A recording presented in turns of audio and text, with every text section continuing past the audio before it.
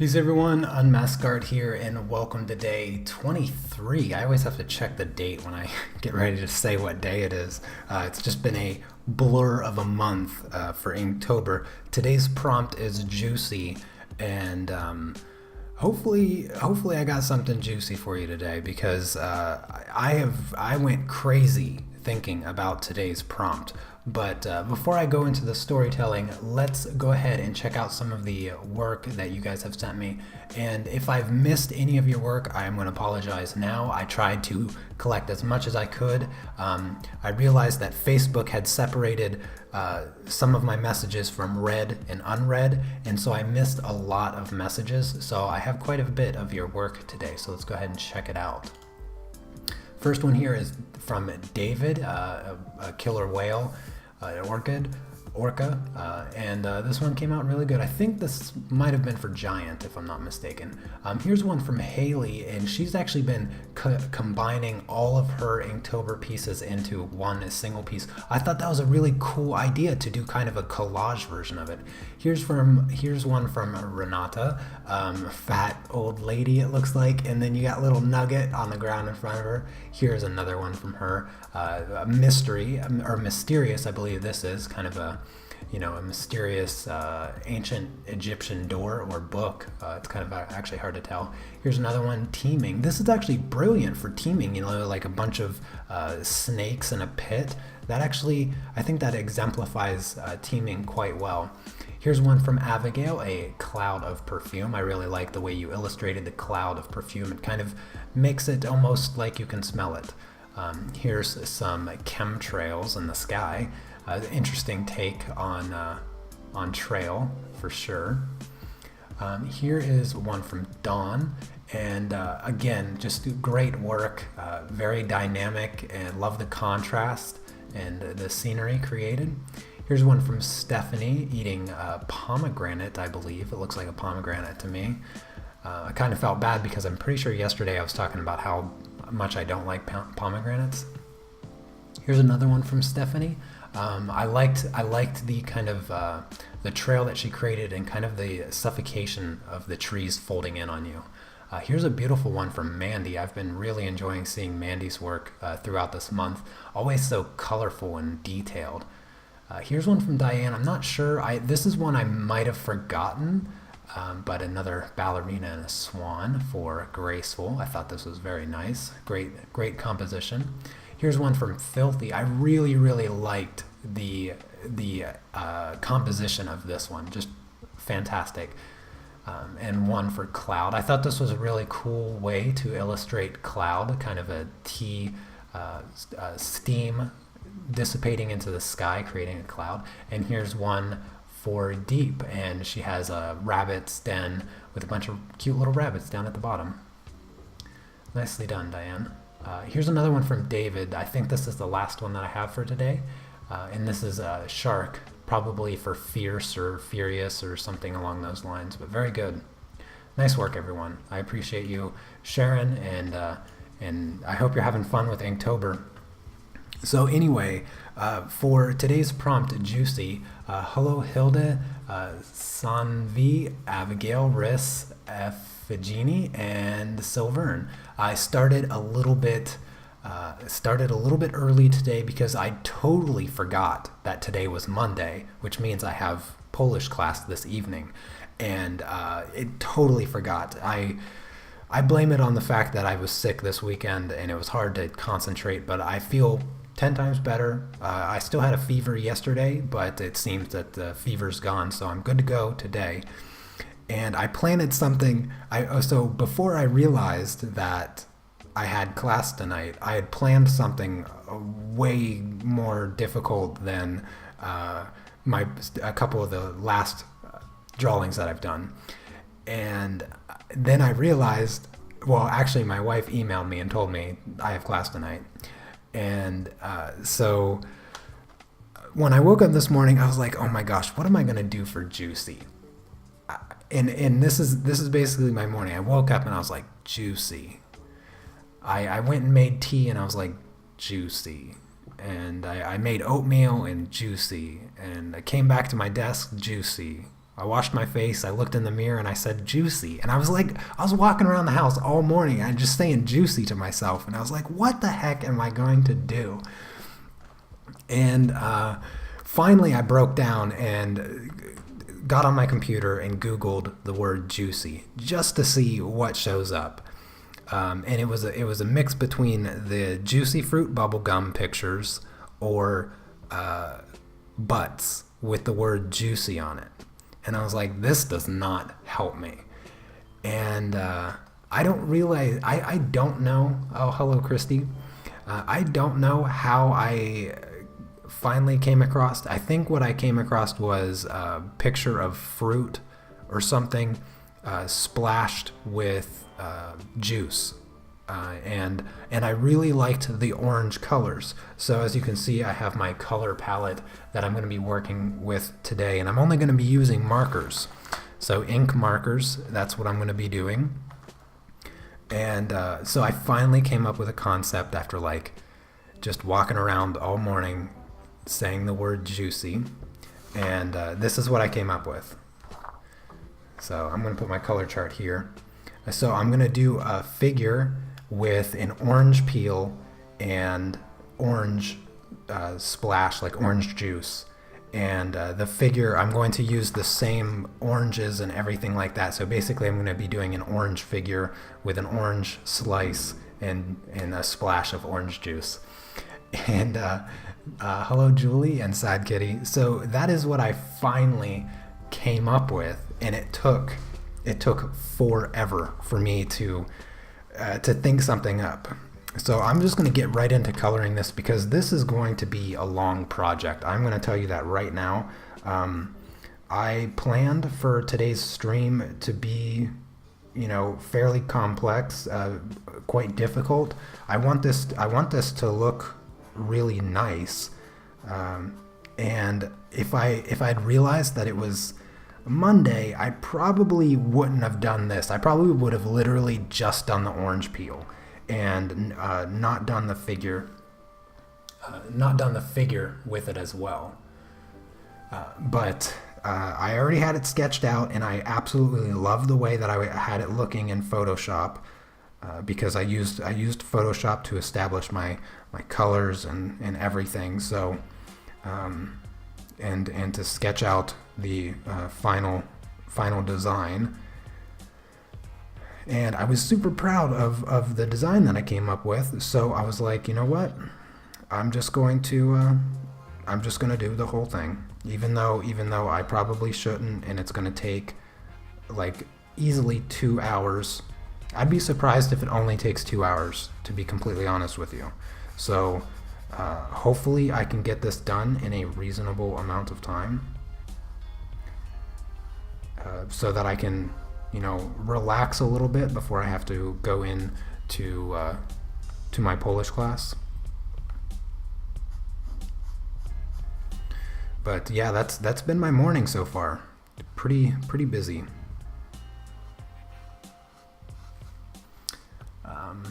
Hello, Harori do Haka. Konnichiwa. Christine, welcome. I can't for the life of me come up with something for juicy. I think this is the hardest prompt I've come across. Yeah, I was like right there with you. Like I was saying, I was just walking around the house kind of irritated because I was like, I couldn't think of anything. And what I didn't want to do was come up with something that felt unoriginal.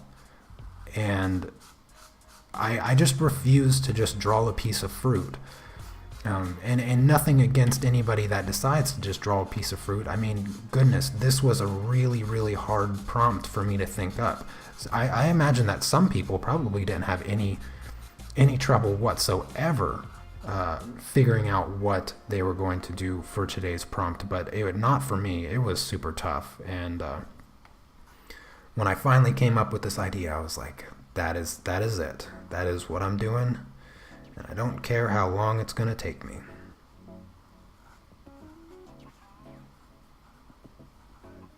So I'm hoping that I can execute this prompt really well, since I am using markers here. Let's see, I'm gonna go with 180. I got all my markers organized here, so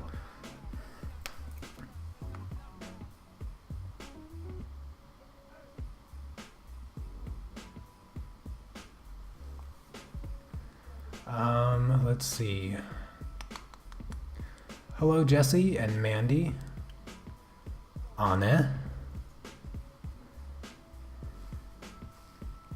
What markers am I using? I'm using Letraset Tria markers, but don't bother looking them up because you can't buy them anymore. Not the ones that I use. You can buy different ones, but not these ones. These ones are discontinued as of like 15 years ago. I was lucky enough to snag up a whole set of them off eBay a while ago, and that's about it. So I'm gonna I have to break this up into sections the best that I can, and just try to follow my original coloring design that I created.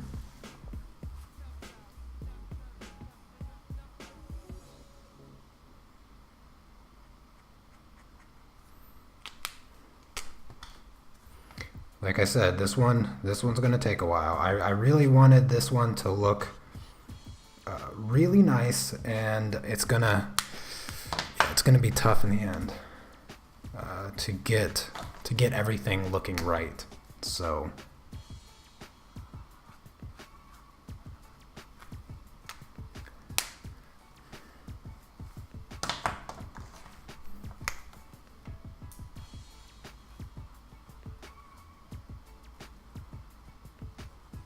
it's going to be even harder considering the paper that I'm working on, but yeah, I'm just gonna do my best.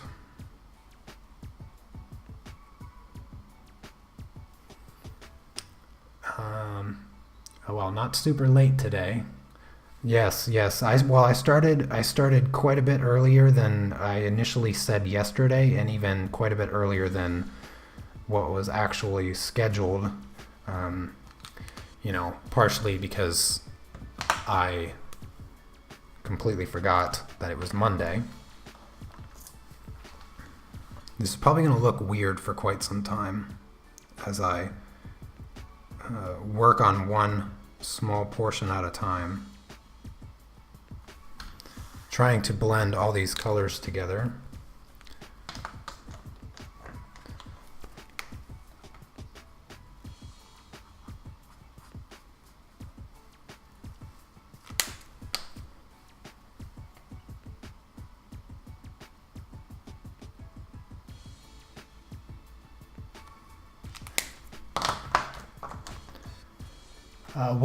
What's my concept? So my concept, I don't know how well you can see the sketch, but it's a figure with an orange peel behind it.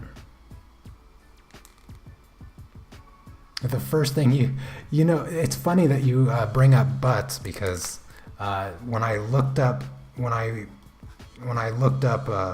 Juicy in Google Images to hopefully potentially gather a bit of inspiration, just a bunch of pictures of butts with the word juicy on it is what came up for a majority of the pictures, and so Google Images was just not helpful at all.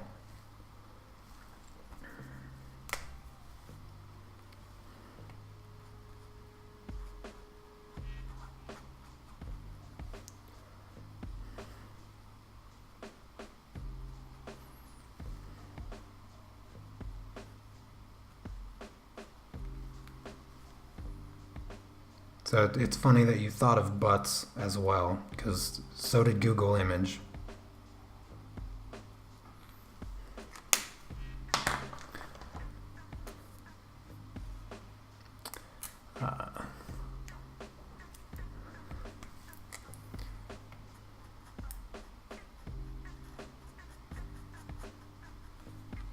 I really don't want to rush this one, but I'm afraid I'm going to have to a little bit, just because I want to get done in a reasonable amount of time. So I'm a little flustered. I barely have a foot done right now.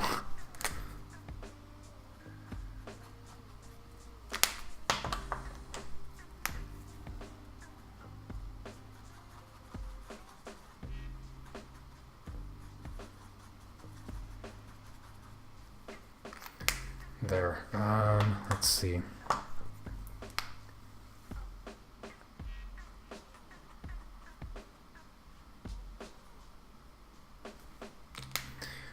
Well, there's partially 1 foot complete. Let's see. I'm going to take this color. Try to sketch out.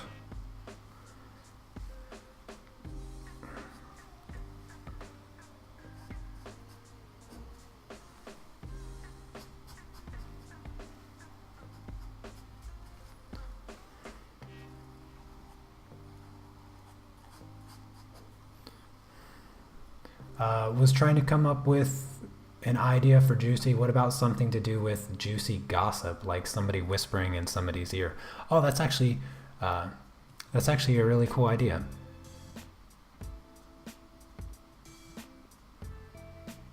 She is a fire angel. Nah, she's an orange goddess. That's what she is.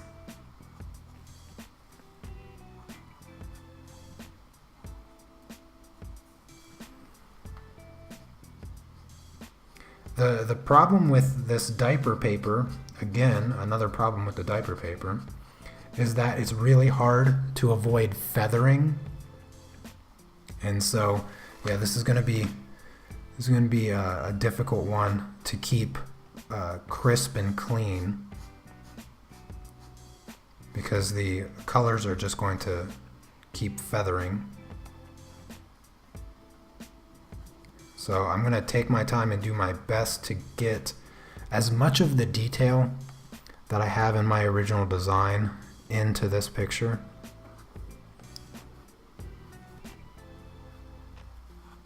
It's just going to take a little patience.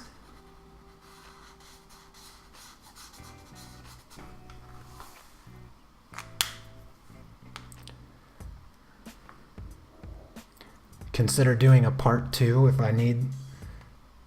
It would be worth it with this piece here, because this is probably going to be my favorite one, my favorite Inktober piece.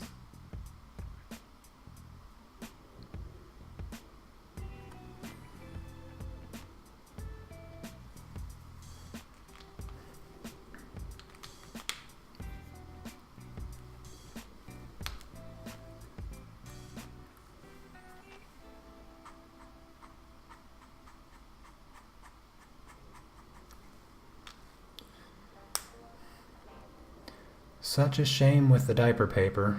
This looks like it's going to be so beautiful. Yeah, I think I might be able to manage a little bit, you know, even with this diaper paper.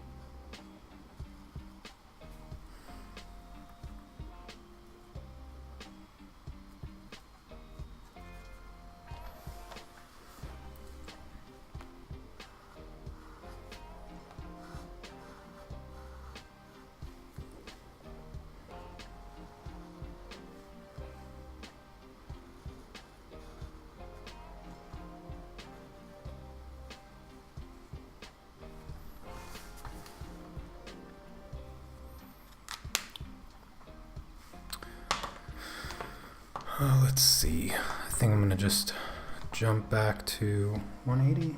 Yeah. Let me get this color in here now.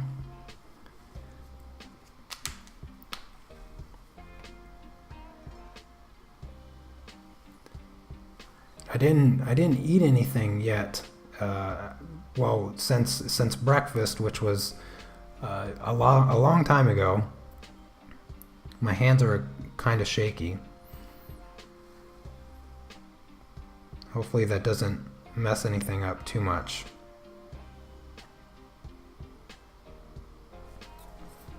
Trying to get these toes and teeny tiny little details. It's tough.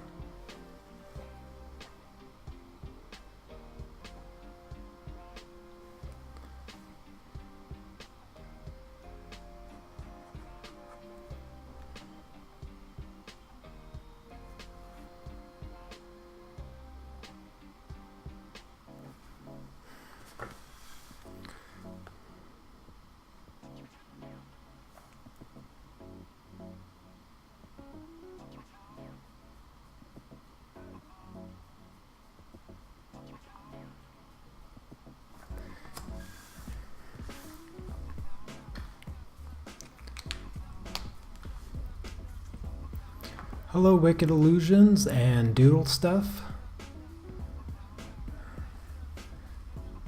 Oh, wrong tip.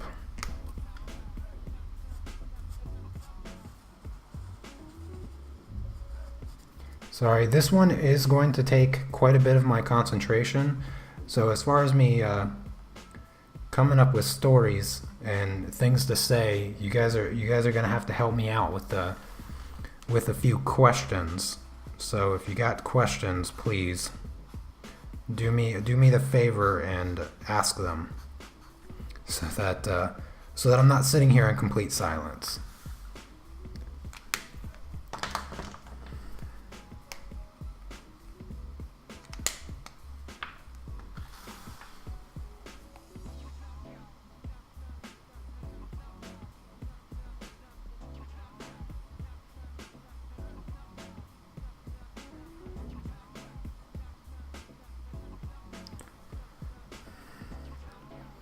Have you been on for long? No, I have not. I've only been streaming for maybe 15 minutes or so. I don't know. It's hard for me to say for sure, but I don't feel like I've been streaming all that long.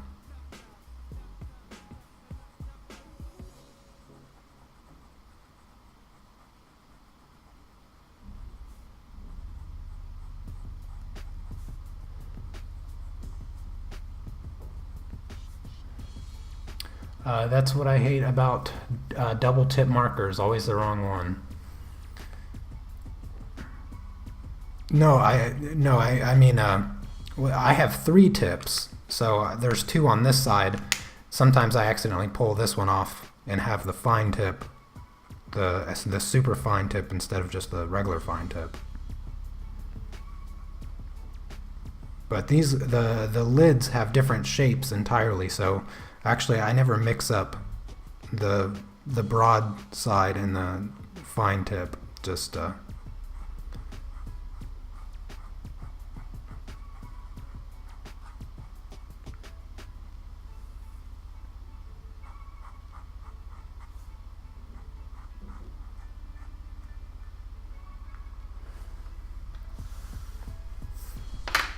alrighty then, let's switch to this marker.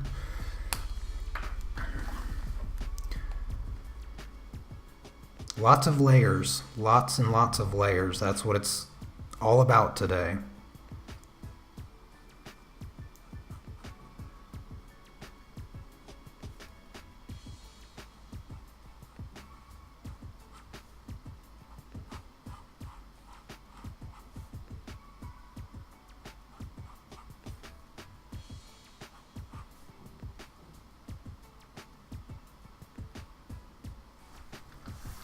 There we go. I think that's good. I can start working in the opposite direction now. So I'm gonna grab this. Do I listen to music when you're not drawing on the live stream? Yes, absolutely. Most of the times it's music. Sometimes I listen to stand-up comedy. I can't do audiobooks. I've tried to do audiobooks. I just can't stand it. because if I listen to an audiobook, which I never do because I hate them, but I want to know what's going on in the story and stuff, and I can't ever do that when I'm drawing. It takes up too much of my focus. I mean, sometimes when I'm drawing, I can't even pay attention to the music that I want to listen to, because I sit there and I hear a song that I really want to listen to come on, and then I get lost in my drawing, and before I know it, I'm like 5 songs away from it. I'm like, whatever happened to that song I was waiting to come on? So yeah, I usually just put on music, and it pretty much just drowns everything out. But when I'm drawing, it's really hard to even listen to music and remember that I'm listening to it, because I get lost in it really, really easy.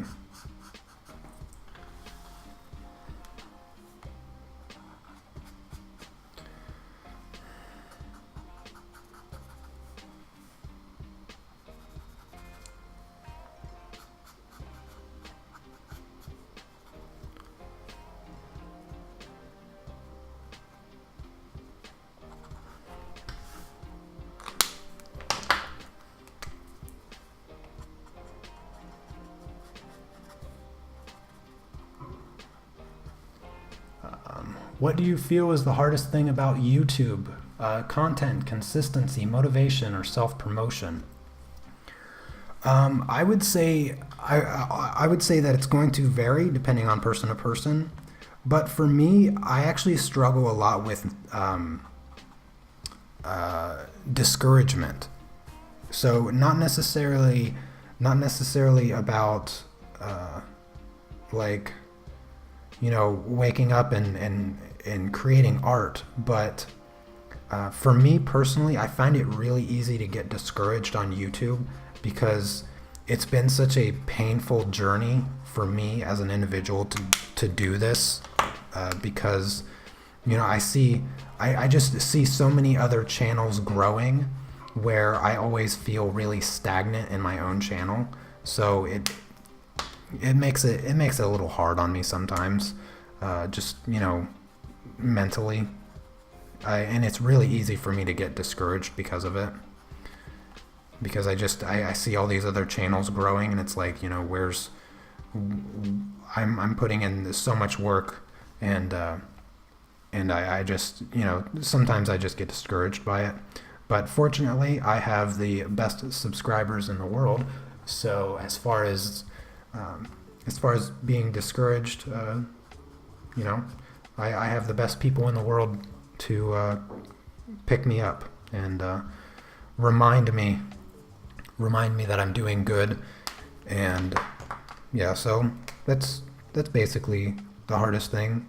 For me, consistency is really easy. I'm a really disciplined person, so for me, making content is the easiest part. Making good content even is the easiest part for me. I don't struggle to make good content. I think that I make some of the best content in regards to, production value and stuff like that. I listen to the Dollop podcast a lot. Yeah, sometimes I listen to podcasts. I like the Sam Harris Waking Up podcast, though he's kind of been getting on my nerves in the past couple months, kind of just saying the same stuff over and over again, always complaining about politics stuff. But yeah, sometimes I listen to podcasts, not too often, but sometimes. What would you say is the best thing to do when you have one of those days where you can't draw no matter how hard you try, you just can't put that idea on paper? Happens to me a lot. Well, if it's, sometimes I'll come across, I have to keep drawing or I'm never ever going to finish this. Let me see what other portion I should work on. I think I'm going to do her hand. Sorry to, kind of skip for a second, but when I have days where I just feel like it's never gonna go the way I want it to go, and I'm not in the mood to draw, and I just can't find myself sitting there doing it, then I give it usually happens when my mind needs to just take a short break, because I've been drawing a lot, or I just my mind is tired, and I will take that. I'll take that very seriously, and I'll give my mind a break. So I will, I'll just take the day off and I'll go do something else. I'll leave. And one of the things that I found to be really helpful, although it hasn't happened too much this month because of Inktober, is to get out of the studio and go do something on a regular basis. So usually on Sundays I go and I play Magic, though I haven't gotten to do that all month because of the having to live stream, having made the commitment to live stream every day. I haven't had any time to prepare, because I play tournaments on Sunday, and I don't have a deck right now to even play. So yeah, it makes it pretty hard.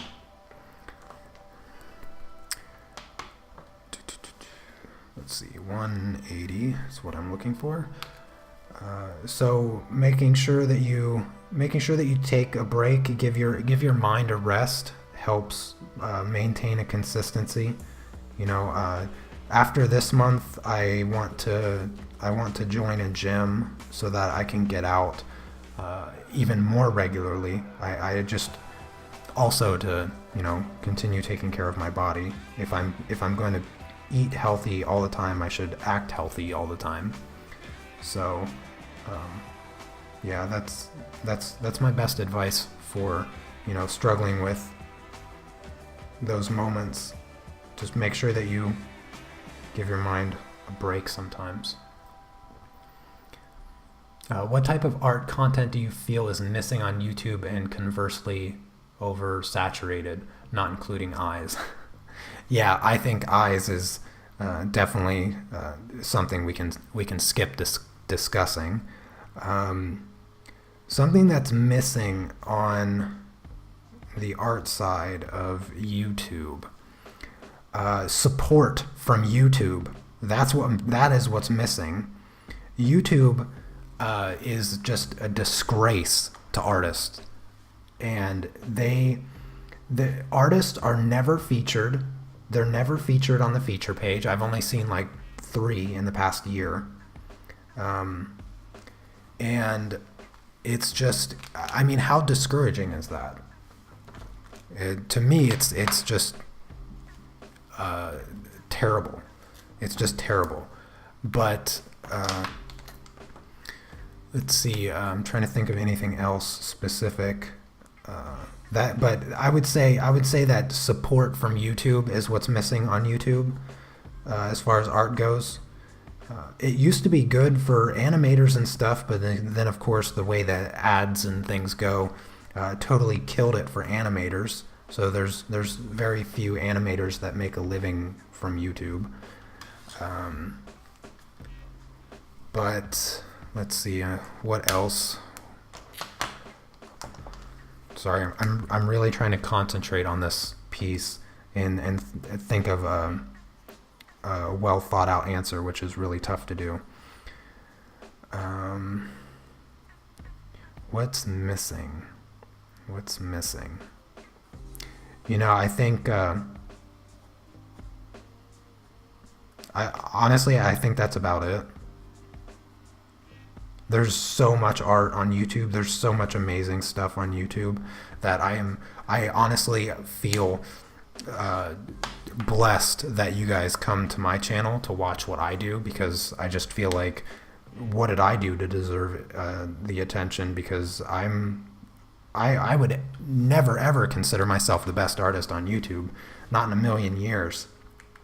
I wouldn't even put myself in the top 100 for sure, but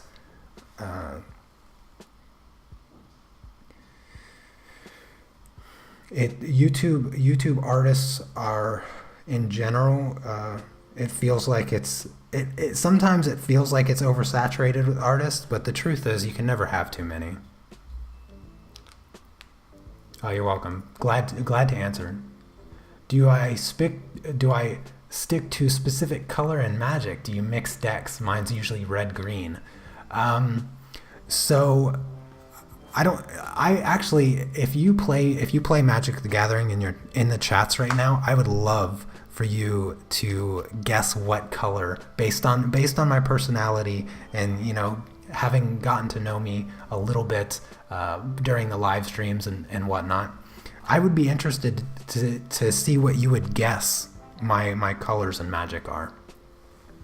What color, you know, monocolor.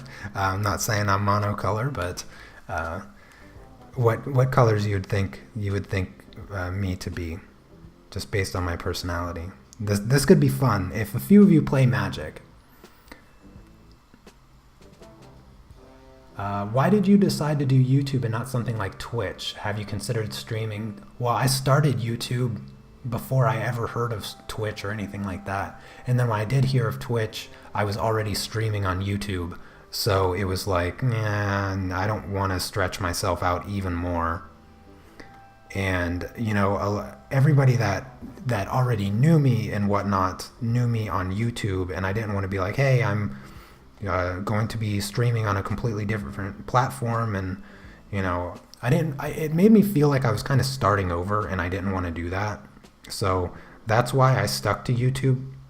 But I also, I'm good with the interface. I'm good with the YouTube interface as far as streaming goes. And I just don't want to stretch myself out any further. I already feel like there's never enough time in the day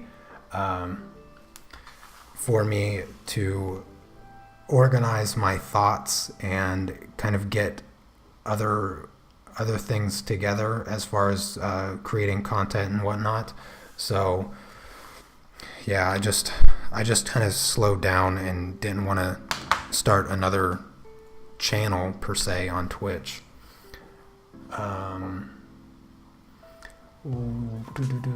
I don't play Magic or know how it works, but I feel like you're a green guy. Green, interesting. The most popular ones aren't the best artists either. Yeah, I agree, Doodle Stuff. Yeah, I agree. Honestly, there are so many great artists on YouTube, but so few that actually care about their subs. So far, I am the only big YouTuber I found that actually cares. Well, I'm just glad to hear you consider me a big YouTuber. That makes me happy. You stream on both, but nobody watches me on Twitch. Yeah, see, that's what I was thinking. Is that I'd stream over on Twitch and nobody watch me. If I stream anywhere else, it will be on Facebook.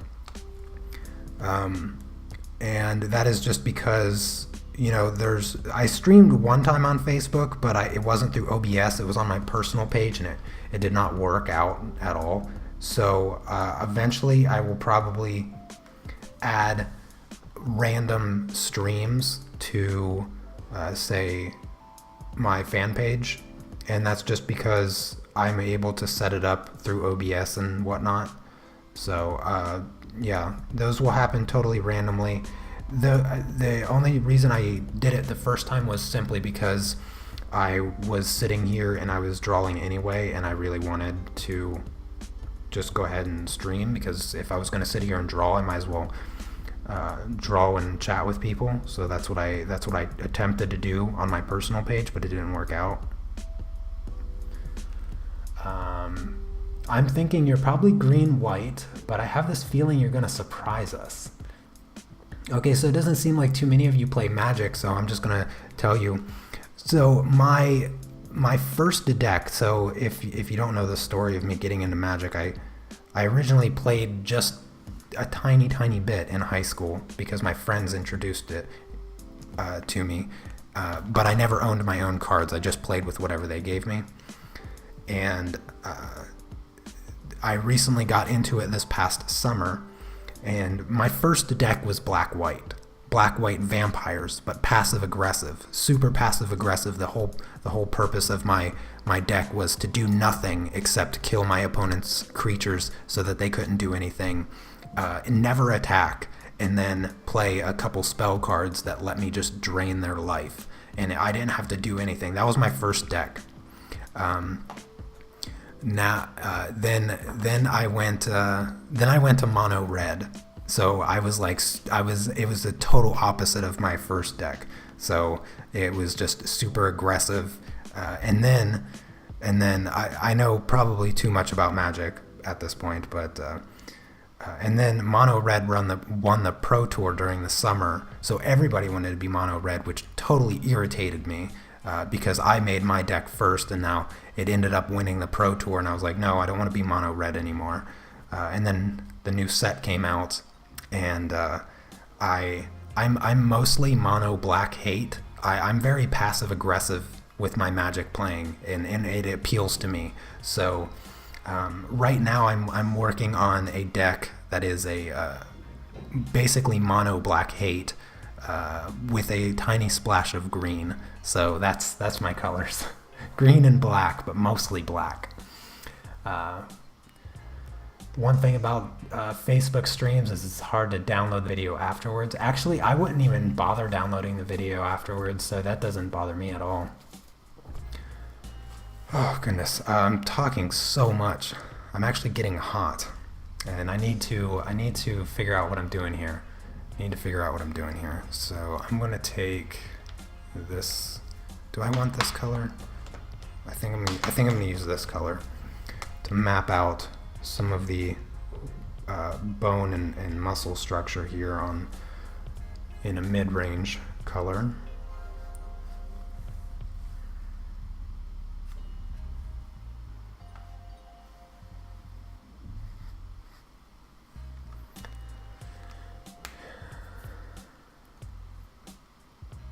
You really want to draw blind tomorrow?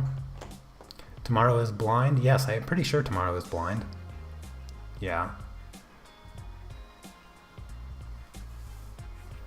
I should have known. I was trying to consider the strategist in me. Yes.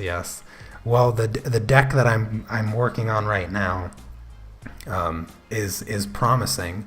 It's quite promising thus far. So I've been having a ton of fun with it on Magic Online, and I'm just fine-tuning it before I go out and actually buy the deck.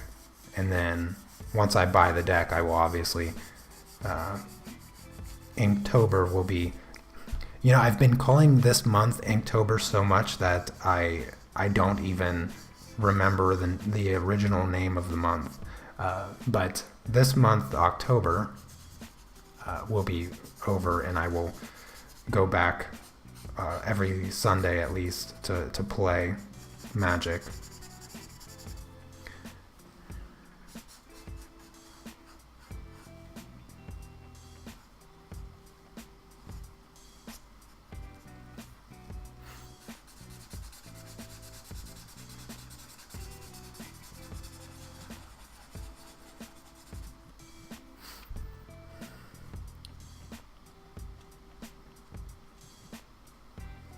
Yeah, I've actually had, so referring to tomorrow's prompt, I actually had it planned for quite some time. Since before Inktober even started, I was collecting a few reference photos that I pinpointed my ideas for some of the Inktober prompts. And so I've had blind for quite some time now.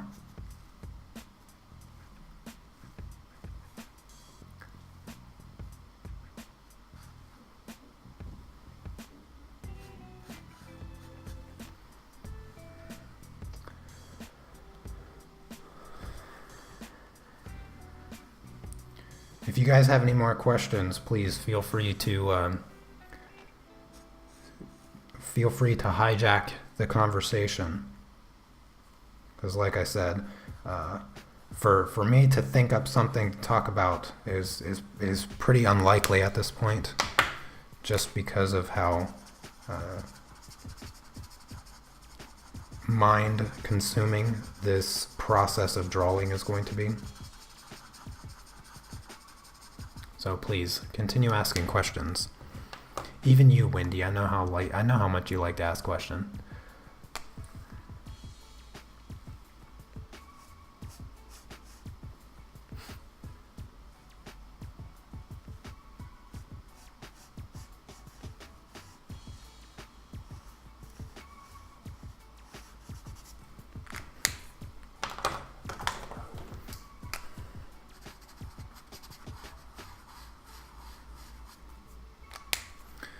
All right.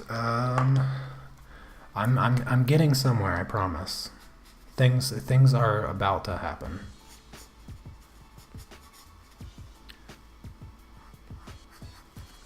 Are you going to activate the support feature on YouTube? Well, I don't know if I'm eligible at the moment, or if it's still in beta or something like that. But I already have a donation option on my channel, so I never really, and I've actually only recently have I ever had anybody donate to it. So I most likely will not be doing the support option for YouTube, because I don't want anybody that can't afford it to miss out on the content that I'm going to be putting on YouTube. The only content that I want people to have to, pay for is what I produce over on Patreon. And so I most likely won't, but if anybody wanted to donate, I have the donate option via PayPal, and that's in the video description. But like I said, I only ever had one person do that, and I only had one person ever donate to the live stream here, because you can actually donate using the super chat option. That's linked at the bottom, the little money symbol or whatever it is. And so I only had one person do that, and I believe that was Coffee Cat. So the donations don't seem to come in too often for me to justify setting even more donation stuff up. Yes, it's in beta still, but it would be similar to Patreon, so essentially you could do it all on here. Yeah, Patreon even put in their own live stream version of stuff, but I don't really want to change, and that might be a bad idea, but I don't really want to mess around with it too much, just because I like it the way it is, and I wish they'd stop goofing off and changing things.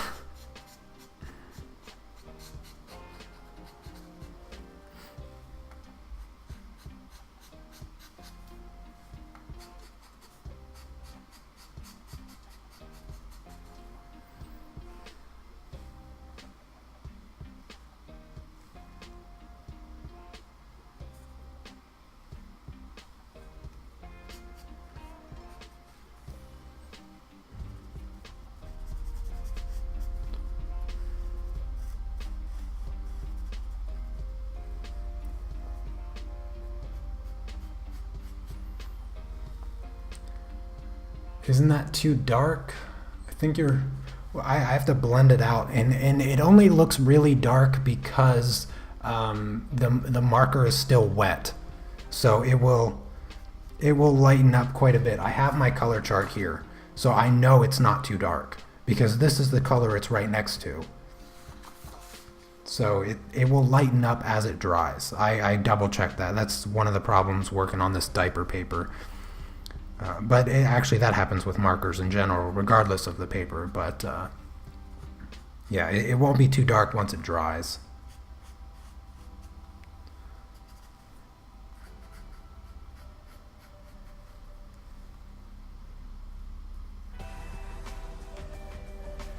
And with a bit of layering, it won't make any difference anyway. I was talking about my comment. Your art is more than fine. Oh, okay, Riss. Oh, hello, Jennifer and Jasmine.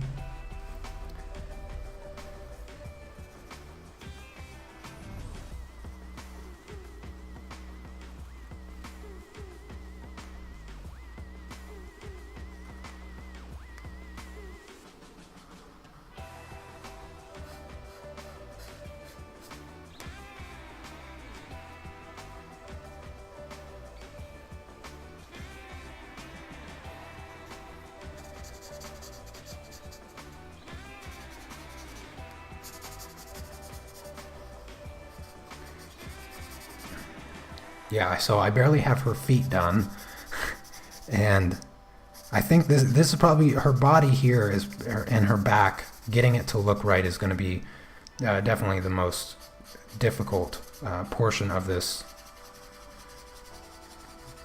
drawing. So once I get the figure done, it's going to be pretty easy from there on out. Let's see, I've been streaming, so it's 2:30 now. So I safely have I safely have 2 hours left. I can stream for 2 hours and still get prepared for my class.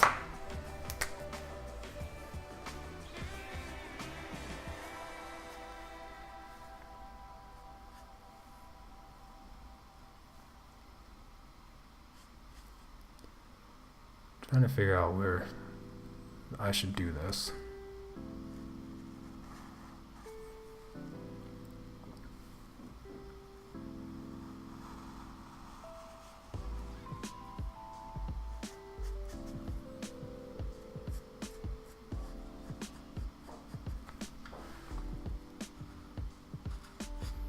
I'll tell you one thing, working with markers will immediately challenge your fear of color. That is for sure. So if you struggle with laying down color, pick up a marker, because there is just no forgiveness there.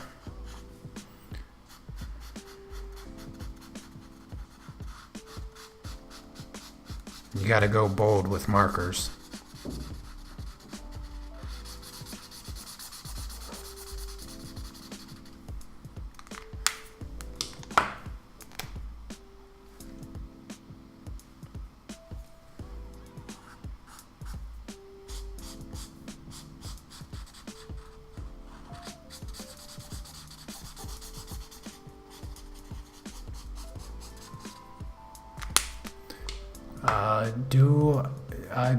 Do you think you limit your growth because of your lack of self-promotion on other platforms such as Instagram and Twitter?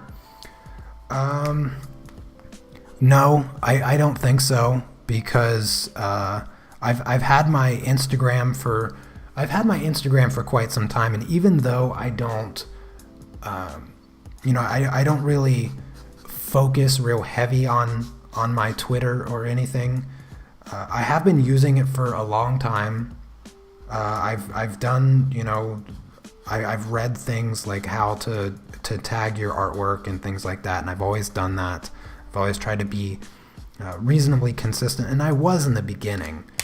But I mean, if you look at my Instagram, I don't even have 1,000 followers. I have 13,000 subscribers on YouTube, but I don't even have 1,000 followers on Instagram. So because of the very slow growth of my Instagram, I've started to use it less and less. And I don't think that there's a lot of carryover from Instagram. Like, is there anybody in the chats right now that can honestly say they found me on Instagram and they came over to my YouTube channel? Because I doubt there's even one of you here. And if there is, then that would be extremely surprising to me and probably just pure luck.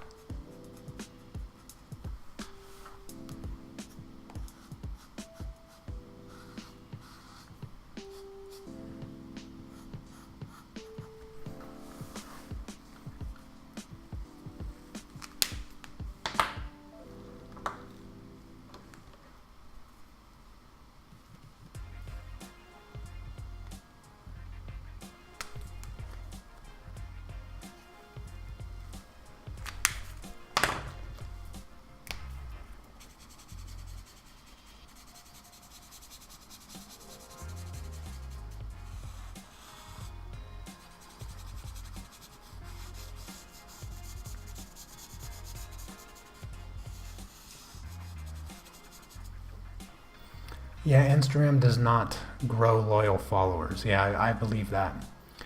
Oh, hello, Leontine. Oh, you found me through Facebook follower who recommended my live stream. Yeah, and that makes more sense. I spend a lot more time on Facebook, and I think Facebook is a better platform for that cross promotion between YouTube and any other platform. Some people really do the Twitter thing, but I don't have a lot to tweet other than pictures of my work, which is essentially all I do anyway. Very rarely do I, add. Do I actually like physically write a tweet?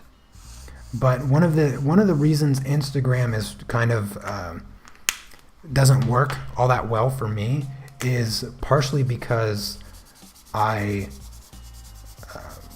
don't have a smartphone, so I just use my iPad, and to do that I have to take my iPad out and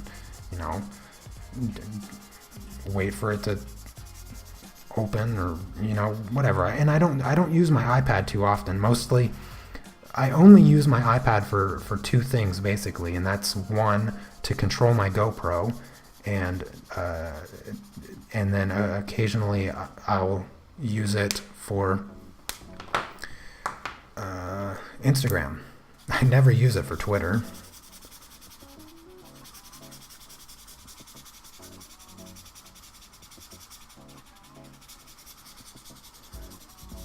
But yeah, that's kind of the extent.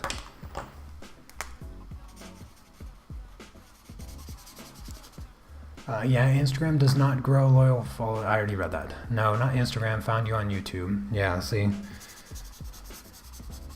I doubt there's anybody. I doubt there's any of the 900 people that follow me on Instagram that has found me on Instagram and came over to my YouTube channel.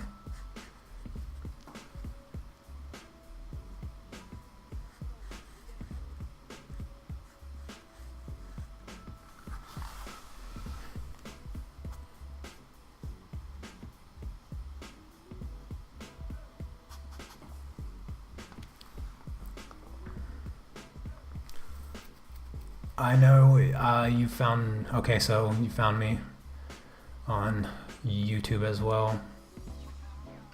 I don't even have Instagram. Oh, hello, Steve.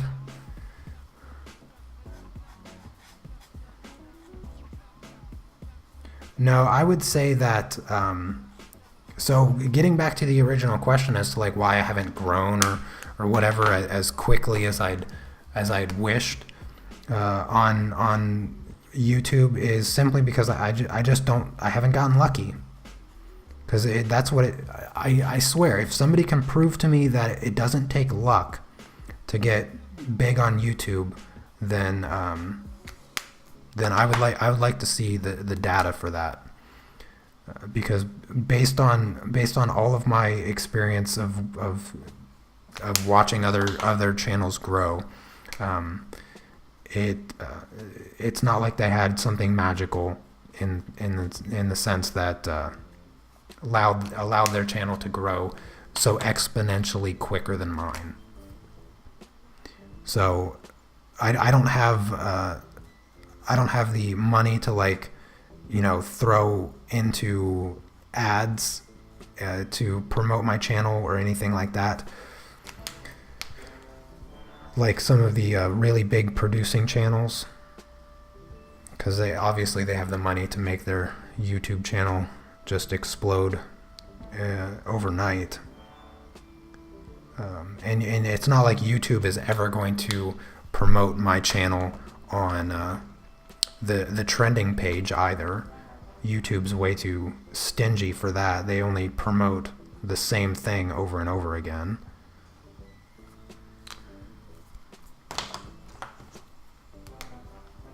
So I don't even really focus on growing my channel, to be honest with you. I just make the best content that I enjoy making, and if more people find me, fantastic. and that's how I look at it. It's grown all by itself up to this point, so I'm not gonna stress over it. I'm gonna try not to stress over it. Sometimes I won't lie. Sometimes I do stress over it a little bit. Another name correction, if I may. Leontine.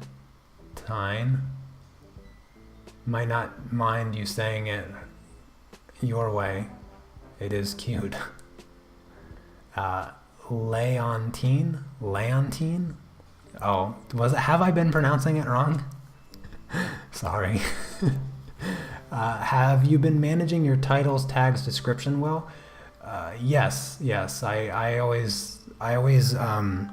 I have an SEO optimization through my partner network, and so I've been doing that for years. I've been with my MCN for I think coming up on 2 years now, and I have a built-in optimization, so they collect data and then they feed it to me, and I get to I just have to click on tags. I don't even have to type them anymore. So it's literally pretty much the best optimization that I can get. It shows me titles of other videos that are similar to the titles that I create. They highlight words that they highlight important words. 17245. Okay. Yeah. So let's see. What other part of the arm should I be focused on? 1, 2, 3, 4, 5. 1, 2, 3, 4,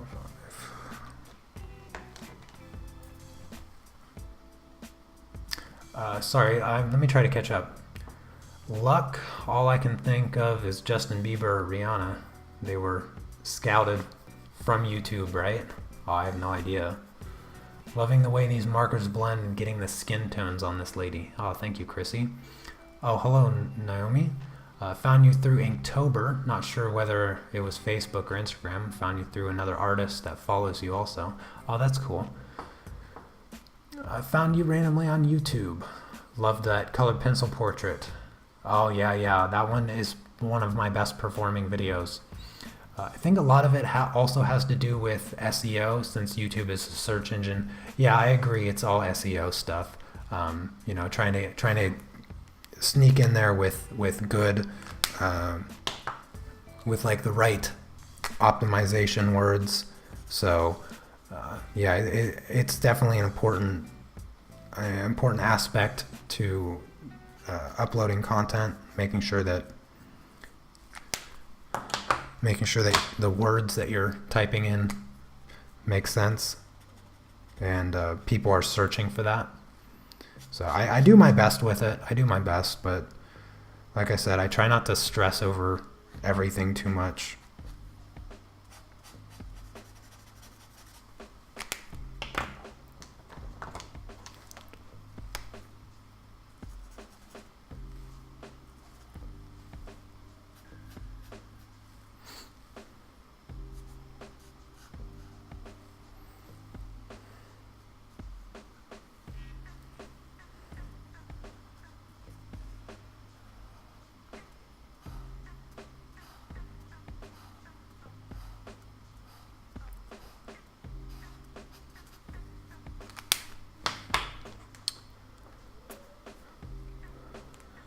In your case, besides good art and quality videos, I think sheer quantity of videos you've produced is what helps the most.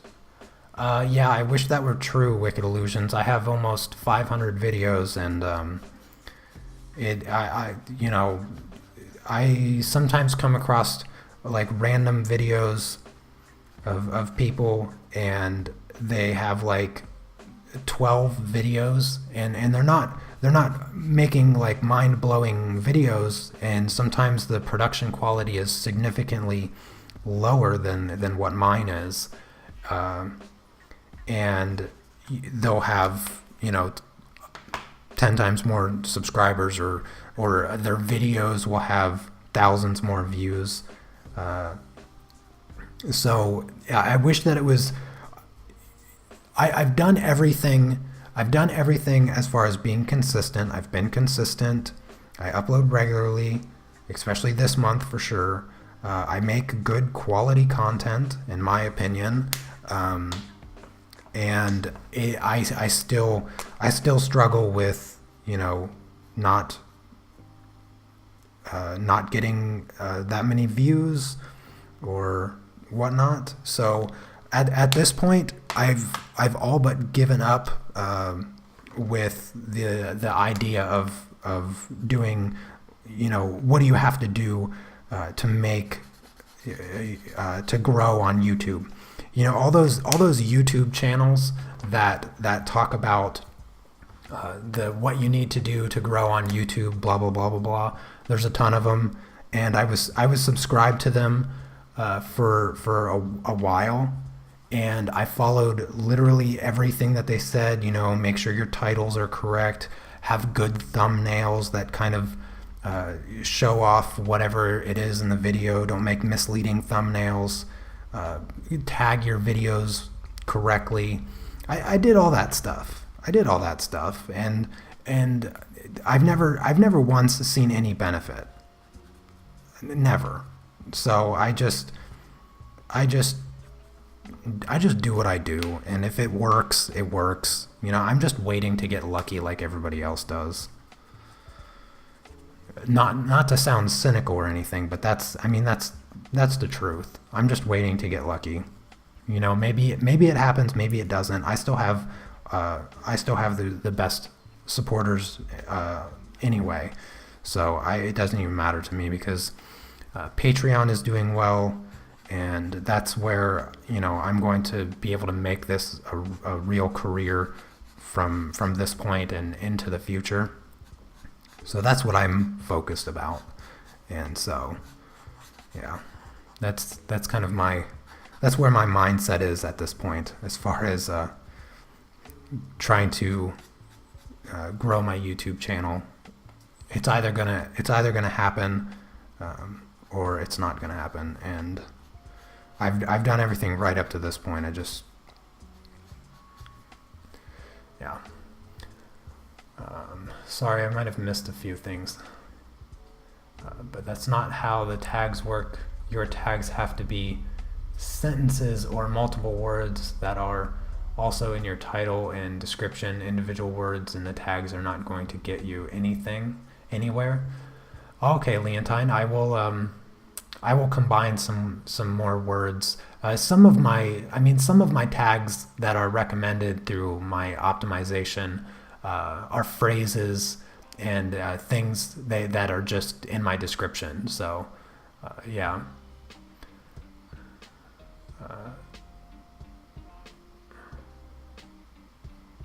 Installing TubeBuddy. Let me write that down.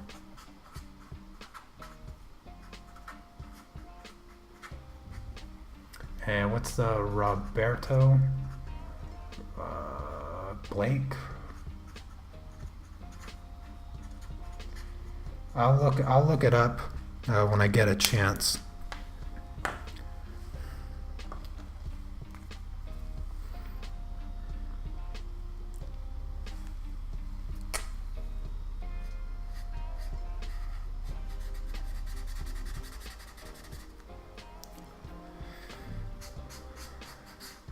Appreciate the insight. Like I said, I don't mean to sound cynical or anything. It's just, you know, it's just one of those things that still, I have to admittedly irritate me a little bit. What are your stats for age group on Facebook? I actually, it's funny that you asked, because I was just checking that yesterday, and I haven't actually checked it in a while. My age group is perfect. My age group is absolutely perfect. It's people with money, period. I have very small amount of people that are between the ages of 13 and 18. A majority of my audience is the 25 to 35 range.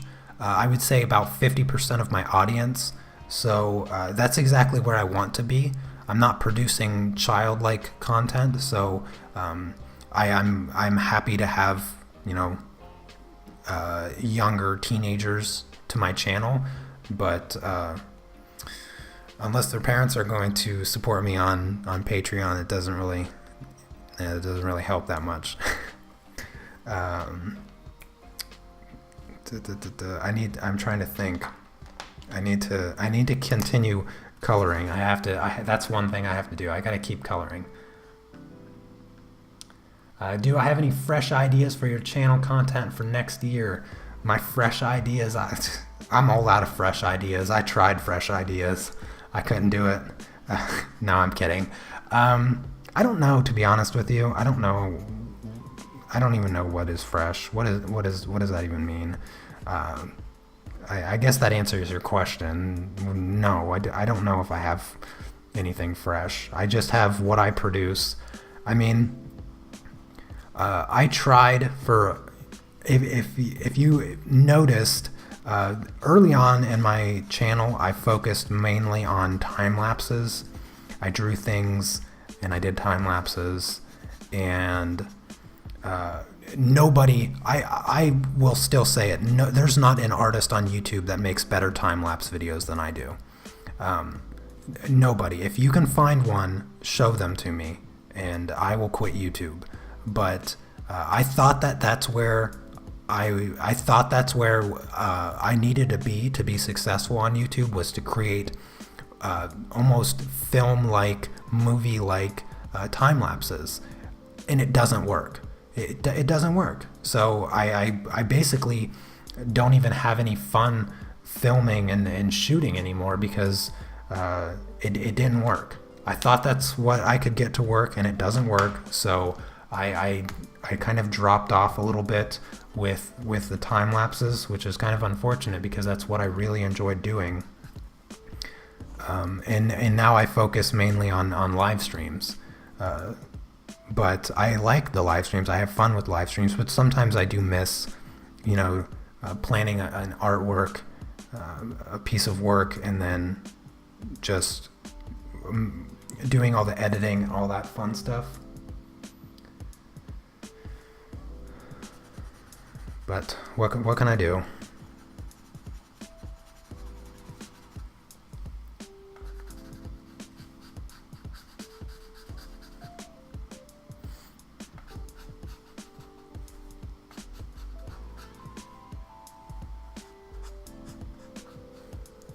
Sorry, I'm trying to I'm trying to keep up with the chat as best I can. You guys are throwing a lot at me, which I love, but unfortunately sometimes I miss it. If you do say anything, make sure to tag me so I don't miss it, or at least help me not miss it.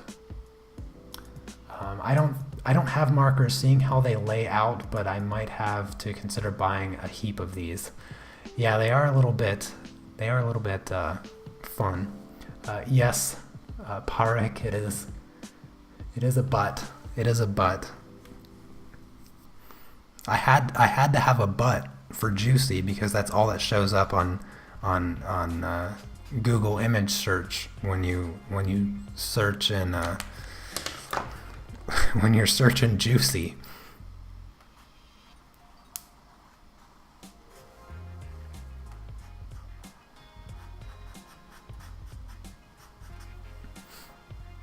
I'm a really believer when it comes to creating your own luck, but I must agree that clickbait stuffy directed towards teens gets popular way too easy. Yeah, that's what I have to avoid. I don't want to do anything that appeals to, let's face it, the majority of the YouTube viewership. And you know, if your main subscriber base is of the younger age group,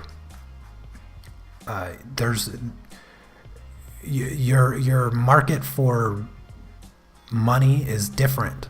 So for me, my market is teaching. So I need to appeal to demographic that is able to, you know, buy art tutorials and things like that. So yeah, that it changes things a lot when you want to appeal to a different type of audience, and yeah, I have to avoid making content that would be just inappropriate for my audience, I guess, which would be, you know, me starting to draw cartoons. Like if I started drawing cartoons, probably a lot of you would get bored.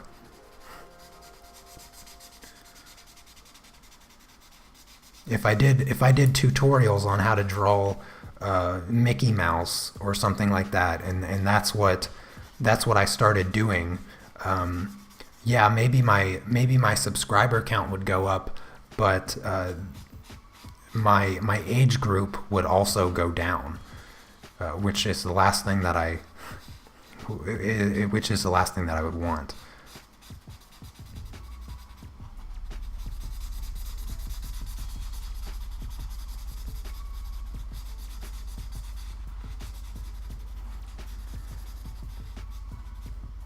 I need more marker colors. I don't have the colors I need.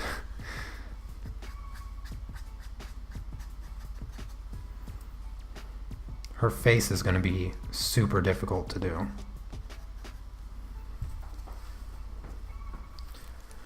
Let's see, what else did I miss? Quantity does not equal quality, cough, Jake Paul. Jake Paul / Rice Gum. Yeah. I enjoy the time-lapse stuff. You know, I enjoy the time-lapse stuff too.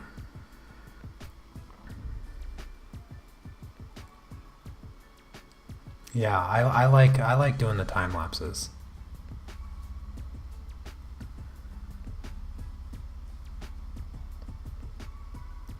Hey, what about the group for us?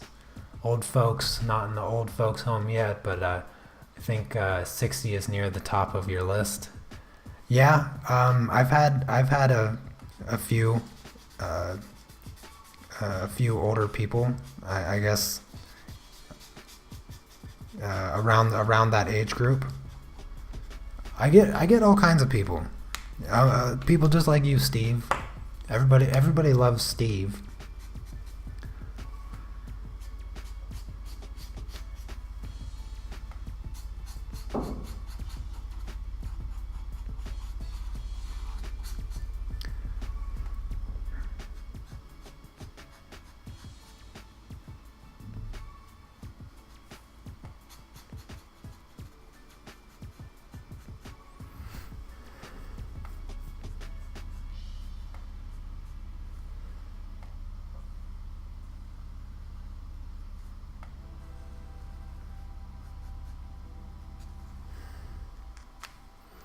Oh, keep forgetting the rest of the shade here.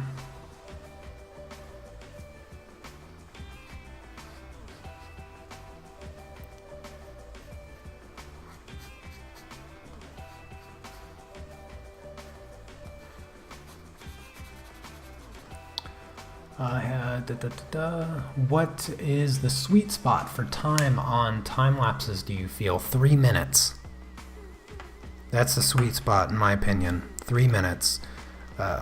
People that usually people that enjoy time lapses, instead of watching like, you know, a 3-hour video on it being from beginning to end, their attention span is already short. I mean, I would say for me, when I watch time lapses, I usually skip through because if they're over 5 minutes, actually if they're over 4 minutes, I skip through them to the parts that I like to watch. But you know, if you make them interesting to watch with doing a narration, then you can add time to them. You know, you can get up to 5 minutes if you have a you know, a good narration where you're you're saying interesting things or something like that, and you're able to keep your audience's attention for that extra amount of time. But let's see, I always recommend narrating them. Sometimes I don't narrate them.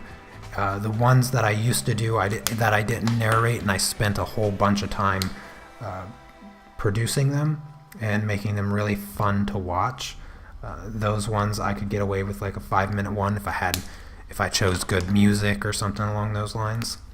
I like to have good music in mine and make the video kind of work with the music. That's how I used to do it. I haven't made a good one in a while. Maybe that's what I'll do in the new year. I'll make some better time lapses or something.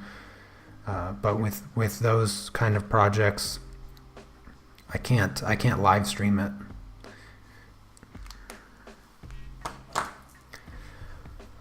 Oh goodness, let's see.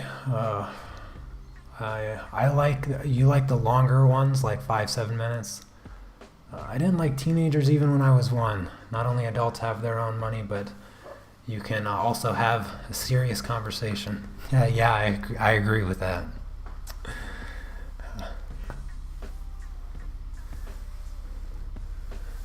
What your favorite video? What was your favorite video you had made to this date? My favorite video. I think my favorite video might be the video of me proposing to my wife. I love the music. Every time somebody comments on that video, I always have to watch it again. So before I respond to anybody that comments on the video of me proposing to my wife, I always watch the video. That's one of my favorite time lapses because it's also a time lapse. And some of my favorite my favorite editing that I did, incorporating some of the old footage of us meeting for the first time and traveling across the United States. And actually, I made that video last year around this time, maybe a few weeks ago.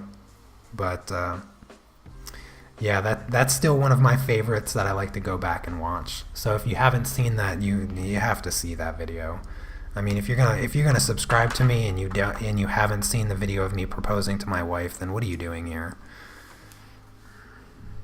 And if you just missed it, I apologize. Just go watch it. But I doubt there's a person. There's maybe one or two of you in the chats right now that doesn't know exactly what video I'm talking about. And those of you that watched it, I would say probably half of you cried during it.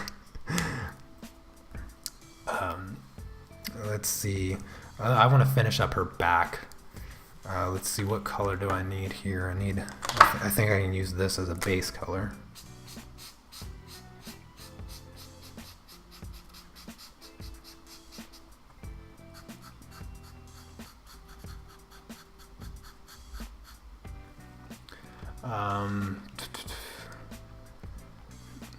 Oh my, I have to find that one. Yes, Jennifer, you gotta find that. Yes.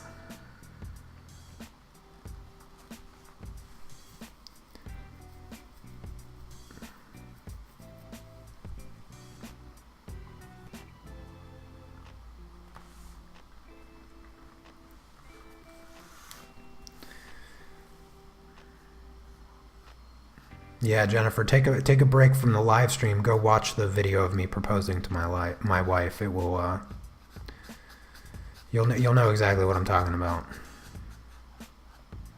I know when I made that video and I was like, okay, well, if this proposal doesn't, if this proposal video doesn't get the most views on my channel, then I'll just not worry about it any longer. I love that. I love that video.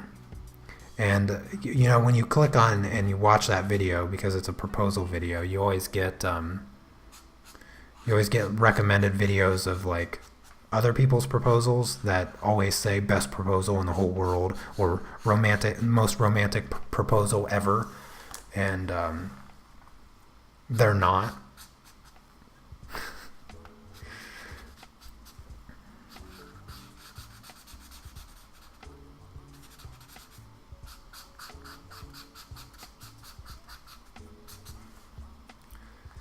All right, let's see. Let's grab this color here. It was the first video that you watched, Hilda, huh? Yeah.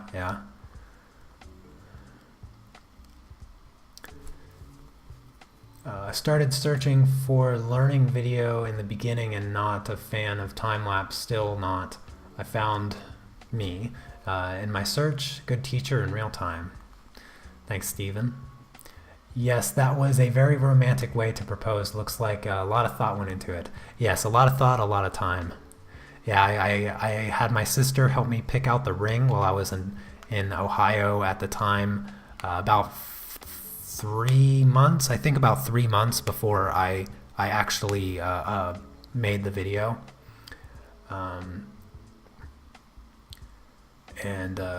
Yeah, a lot went into that video.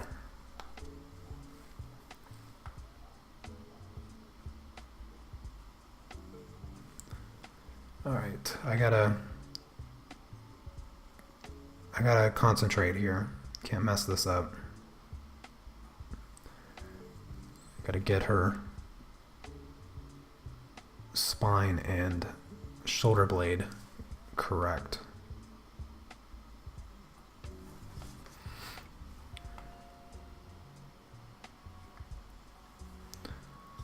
All right, and you know what? Let's see. What else did I get? What is a favorite piece of work that you've created today, and what is your least favorite? My favorite piece of work that I've created up to this point is my cybernetic consciousness. I did that piece earlier this year, and you guys were asking me to do a story, to like read a story or something along those lines. So after I finished drawing it, I did a tutorial on mastering skin tones, and I go through a whole bunch of ways that I approach skin tones with colors and everything like that. And then I created the time-lapse / story of the cybernetic consciousness piece, and I did all the editing, the music, the sound, and I wrote the story. The story that you hear in that piece is a story that I wrote that was inspired by the piece, and the overall idea was inspired by one of my all-time favorite anime movies, which is Ghost in the Shell. So that to this day is my favorite piece. When I look at it, I know that I did like my best work with it, and so yeah, that's just that's the piece right there that I'm significantly proud of.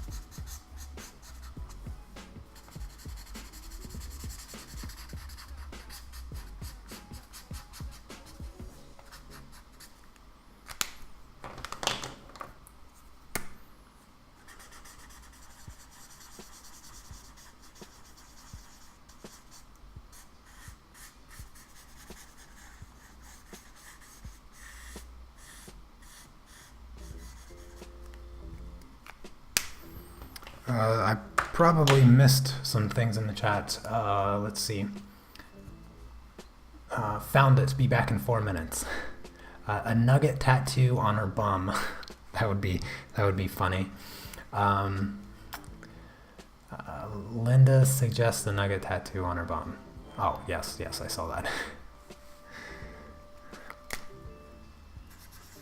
Don't get your hopes up for a nugget tattoo on her butt. I might like this piece too much. I promise if I don't really like the way it's coming out, I'll give her a nugget tattoo on her butt. Maybe on her butt. Maybe on her arm. I think that would be where I'd put it if I do one.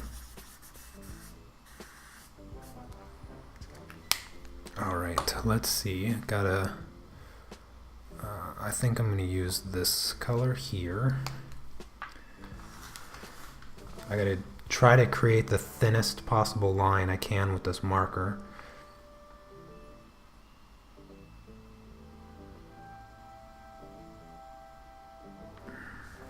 And with this paper, it doesn't want to get too thin.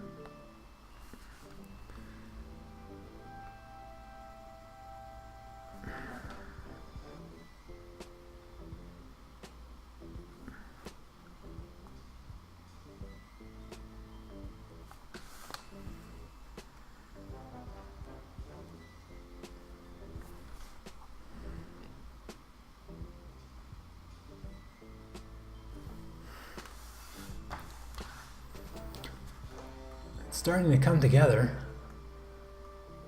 I don't know how it looks on the screen. For me personally, the colors are pretty soft, and they go from one color to the other, with the exception of this line here a little bit. But on the screen up there, it kind of looks like these highlights are like extremely bright. But they're really not. I think it's pretty well balanced. Let's see. Oh, my least favorite was a portrait that I did over the summer. I uploaded a really quick time lapse of it like a couple weeks ago or something like that. That's my least favorite drawing. I think it's hideous. I hate it. It's disgusting. But I shared it anyway. I shared it just because. I did share it, right? Like, I'm not making that up. I really did share it. I think I did. Maybe I didn't. Well, if I did, then you know what I'm talking about. If I didn't share it, then that's it. That's the one I despise. Hate that drawing. It's so her face is just so gross and hideous. I had just the worst time with that portrait. I liked it, and then I ended up hating it.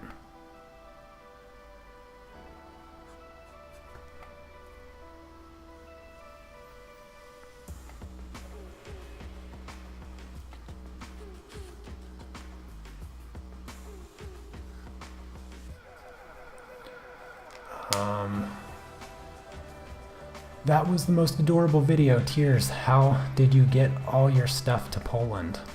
I moved to Poland. I haven't gotten that question in a while. I moved to Poland in 2 suitcases. I put all of my stuff, all the leftover stuff that I had from Seattle, stored it at my sister's, and took everything that I could in 2 suitcases and a book bag. And I haven't brought anything else extra other than that. So I'm still just living out of 2 suitcases and a book bag.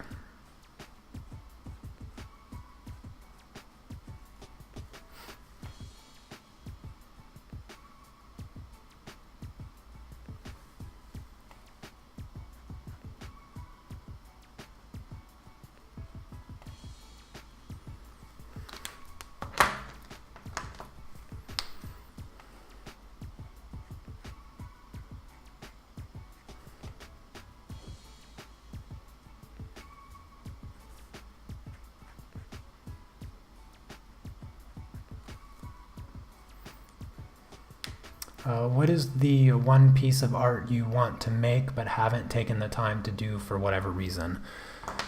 Wendy, you have such great questions. The one piece of artwork that I've been wanting to work on for a while is one that I'm still in the process of planning. I'm doing a portrait right now over on Patreon, as you know, Wendy. This portrait, this colored pencil portrait here, this is one that I've been wanting to do for a really long time, and I was actually going to do this as a personal piece, but then I decided to do it as a tutorial over on Patreon. So yeah, that's what I'm doing there.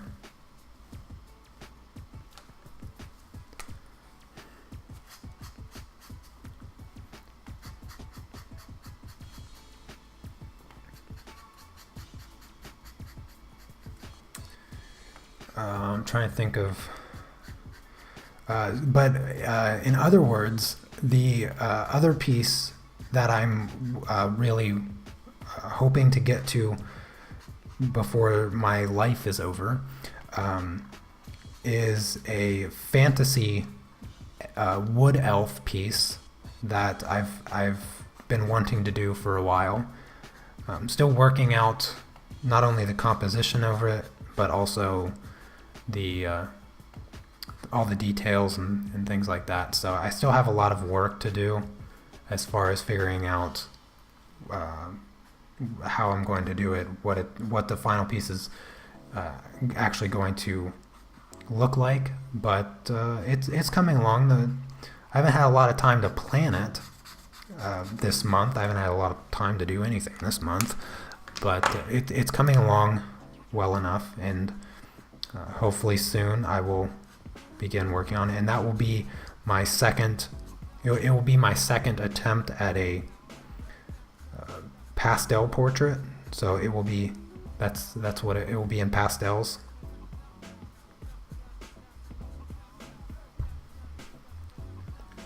Gosh, I'm trying to get her, her form and her muscles and her figure really well done.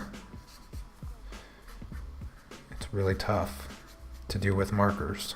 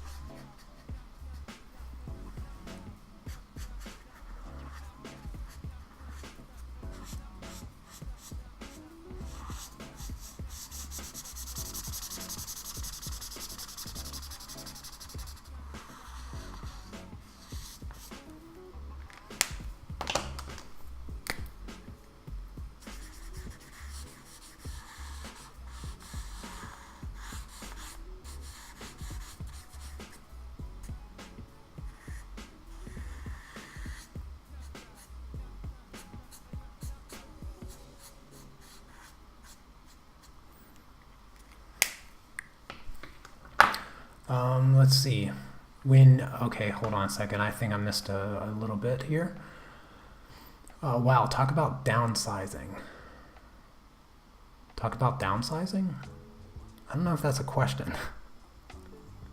Going to find the cybernetic video, may get lost. All right, you have fun. Tell me what you think about it when you get back. When you spoke about portraits, specifically of famous people, the other day, I had thought that I wouldn't want to do a portrait of somebody. I had the thought that I wouldn't want to do a portrait of someone. Maybe I'm reading that incorrectly.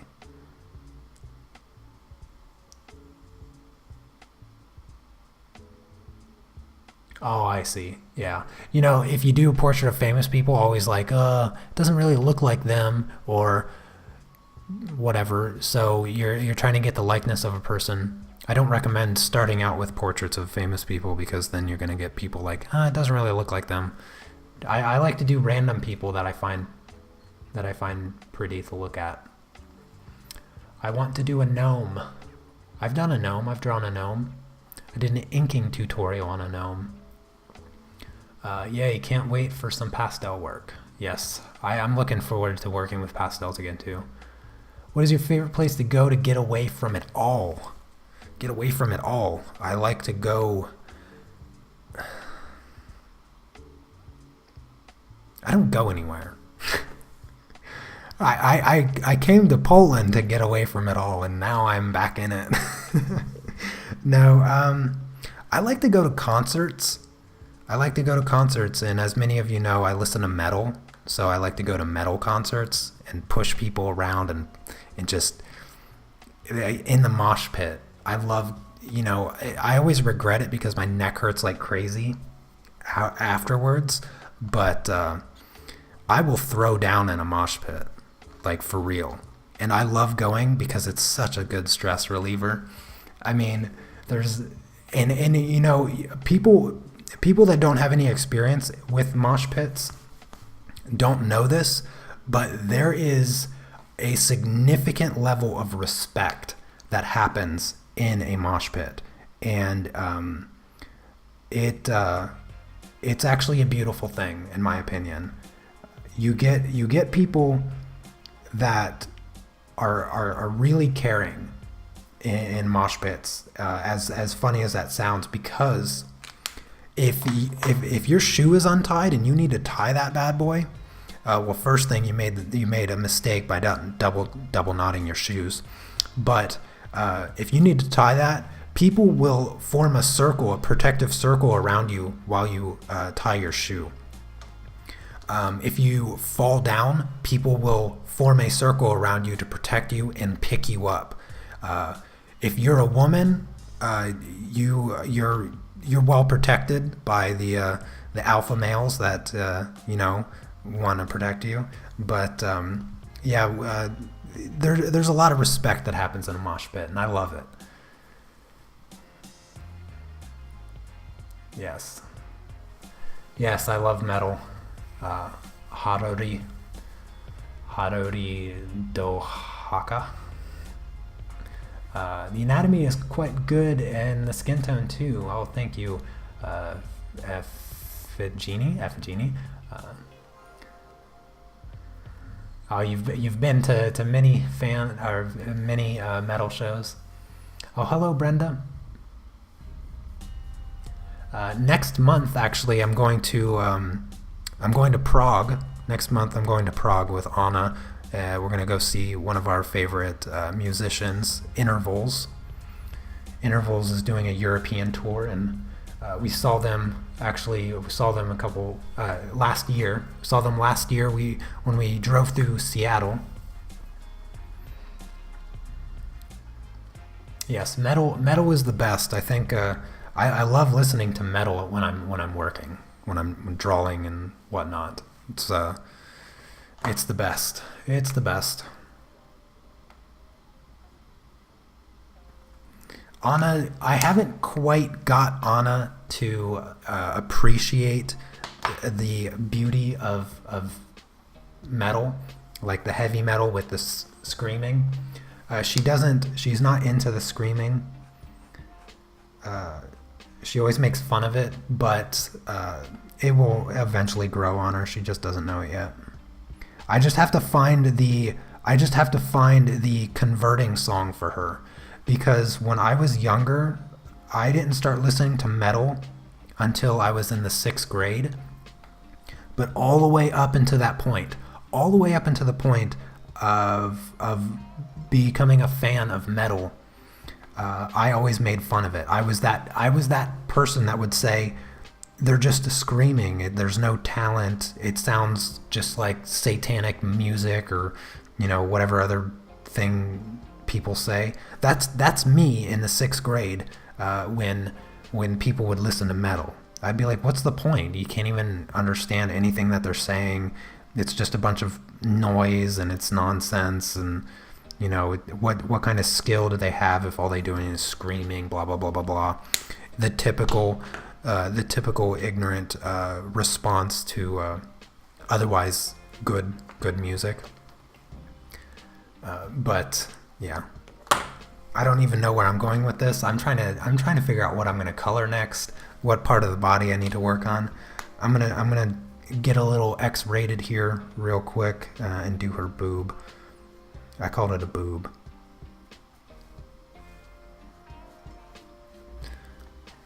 If you're too young, look away. Am I still on the screen? Yeah, okay.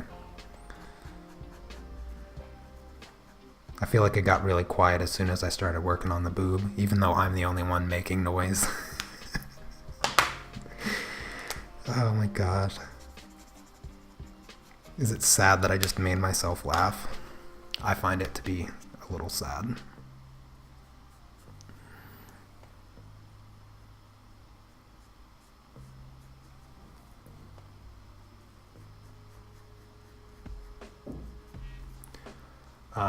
Hold on 1 second. Let me catch up here. I've been in a few pits. You are absolutely correct in that I won't ever worry about being hurt. Yeah. Depending on what part of the country you're in, sometimes you can get into nasty ones that that not even I will participate in, because like I said, it depends on what part of the country you're in, but every place, every pit that I've been into has been some of the most respectful that you could imagine. Just been great people. For a guy, it's probably a little bit different experience than if you're a girl, because I always feel like I make a best friend. I always feel like I make a pit buddy when I'm in the mosh pit, where we protect each other. We're like back to back, and we're just ready to take on anyone that's crazy enough to take on us. And I love that. Love that. Love jumping around, just having fun, letting the music just take your mind away from the world.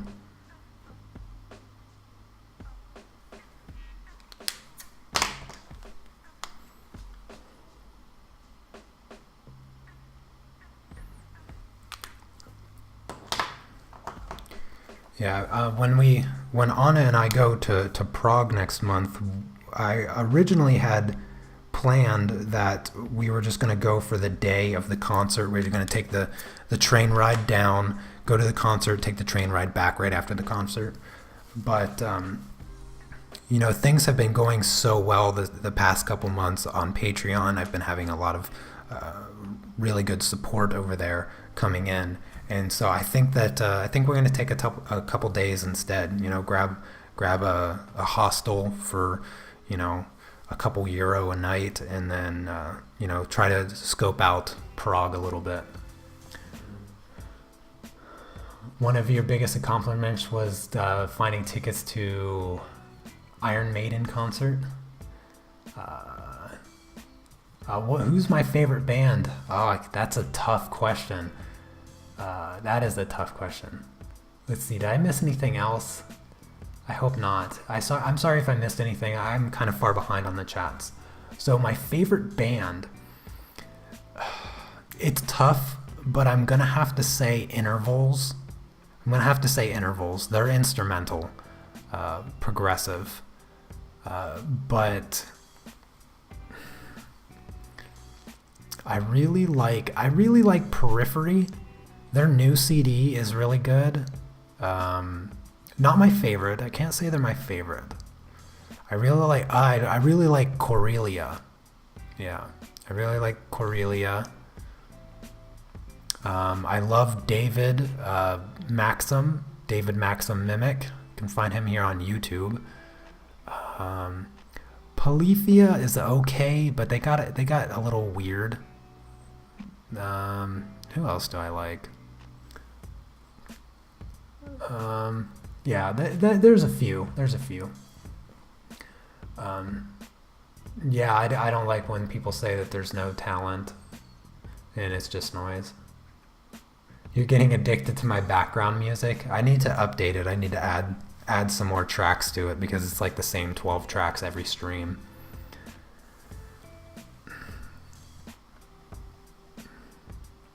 While I'm out here on a limb by myself, Texas country music.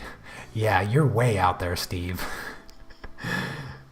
Yeah, I can't do country music. Gives me migraines. The last days of Inktober. You're telling me, Sebastian. Oh my goodness, I'm waiting for it to be over. I'm old. Don't know those.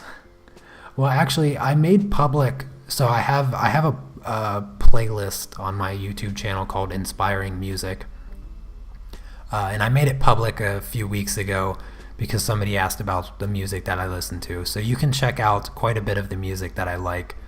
Pliny is also one that I have to give it up to. His music writing is just so beautiful. If honestly, if you can listen to Pliny and genuinely say that you don't like it, then you need to just leave my channel and never ever come back. His music is so soft, so beautiful, and just so well composed. That if you can honestly, I mean, if you don't like a song, that's fine. I mean, I like all his songs, but he has songs that I particularly like even more. But if you can go over and listen to Pliny and say that you don't like that music, or you don't like his music, then you can leave. You can leave. It's fine. You can leave. It's okay. I need a color. You guys are just keeping me from working. I need to get done with this figure so that I can move on to the background, because the background is huge too. Got a whole bunch to do for the background. I need to concentrate. Don't bother me. No, I'm kidding. I love your guys' questions. Sorry, I need to get kind of close here, because if I mess up this face, I'm gonna just be it's just gonna be devastating. And I have to control the feathering of these markers so much.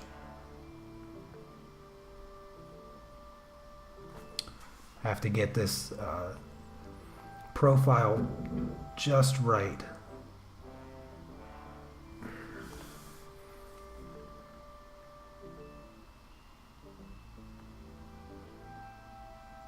There we go.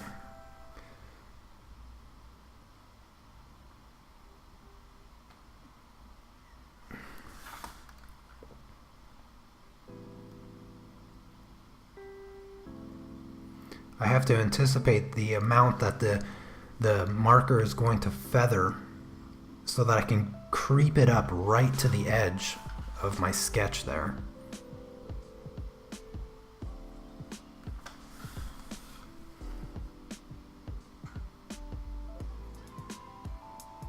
There we go. That should be good. Let's see, what else did I miss? That's why I like my videos, because it's very calming and I can forget that the world sucks sometimes. Well, thank you, Jennifer. Yes. I like to live stream because it makes me forget how crappy the world can be sometimes. Let's see here. I'm going to just jump in with this color real quick. Get my highlights blocked off. A little bit on her chin right there. And here.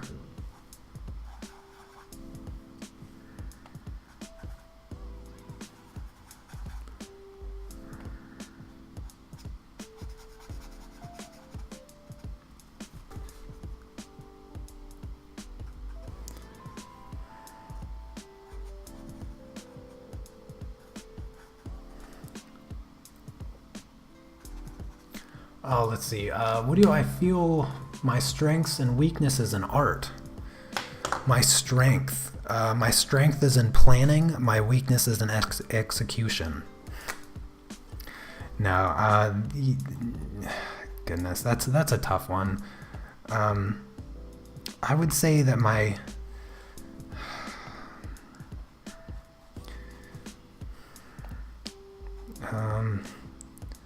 my weakness, I think my weakness is in creativity. I feel like a lot of the work that I create is not really creative. And you might disagree with that, and I'll be happy to accept your disagreement, but that's just how I feel. I feel like a lot of the things that I do is a lot less creative than some of the other pieces that I see other artists create, and it's just like, man, I don't feel very creative. I just kind of feel like I'm less creative sometimes. So that's one thing.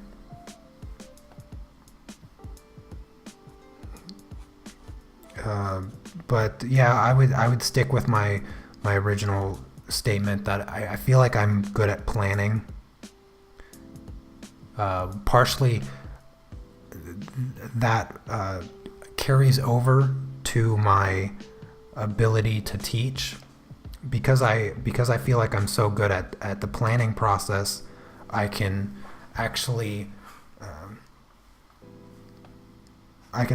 explain things much better than a lot of people could otherwise, because I can plan.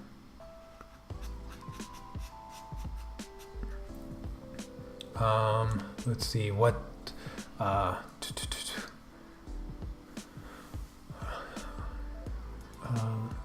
Not plenty. Let me type that. Plenty.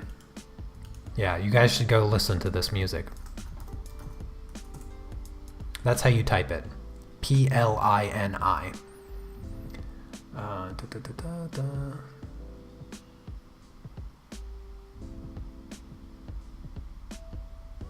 That sounds like you would get offended if somebody didn't like a song, and that. No, sorry, I tend to be really sarcastic.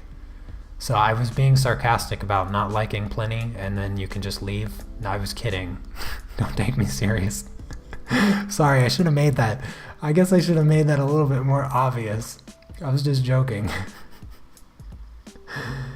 Yeah, that was just a joke.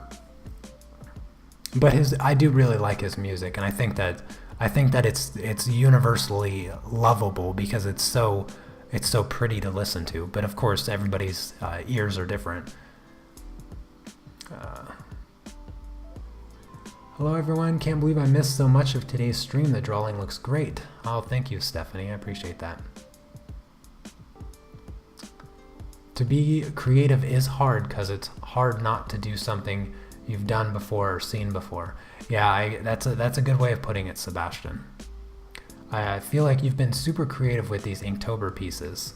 Well, thank you, Anna. Yeah, that's part of the, for me, that's kind of part of the, what's the word I'm looking for?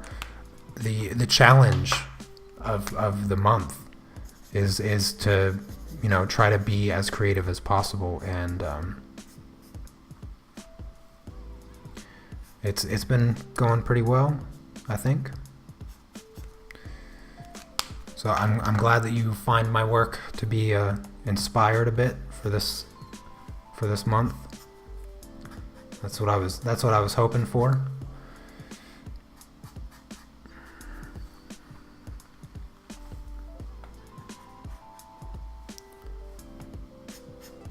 I was trying to be a bit creative. That's why, and I was really putting a lot of pressure on myself to be creative for this month, which is why when I am trying to figure out what I'm going to do for the Inktober piece, I never do the very first thing that comes to mind. I always try to force myself to think of something a little bit more creative, a little bit more different than what my initial reaction is to the prompt, because I don't want to do something that I think other people are going to do. A few of my less creative pieces, probably the horse on day one, the tiger for fierce. I don't feel like that one was very creative. I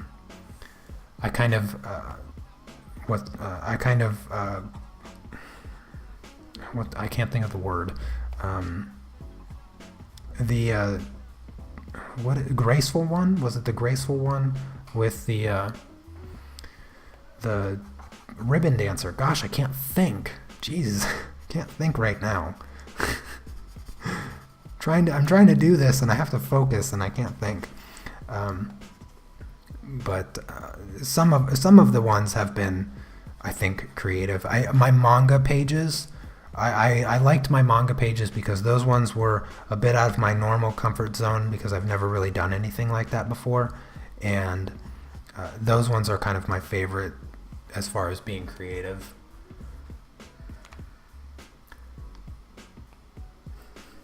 Okay, you figured I was joking. Good. Yeah, that might be the case, Stephen. That I'm a very analytical person. You know, I do have a degree in math, as many of you know, and so maybe it's just the way that I think. And when I do artwork, I'm very analytical. You know, the way that I plan is very methodical and thought out, and so you might be onto something as far as it being a product of just, you know, the way that I normally think, that I feel a little less creative because of the way that I generally approach my artwork is, you know, very algorithmic in a sense that you know, I think of one part at a time, and I break it up into sections. So it could be a part of that. Just the natural way that I think of things. So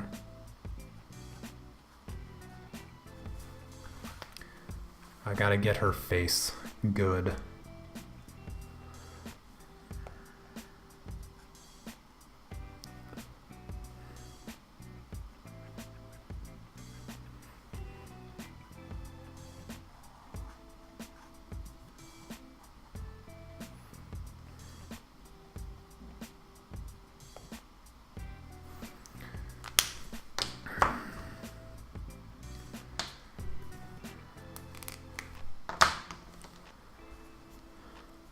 Hello, Momor boy. This is great. Thank you. Thank you very much. Nice to see how many interpretations of themes are possible. Yes, well, the background is going to make this picture make a lot more sense than just this figure here. So eventually I will get to the background, I promise.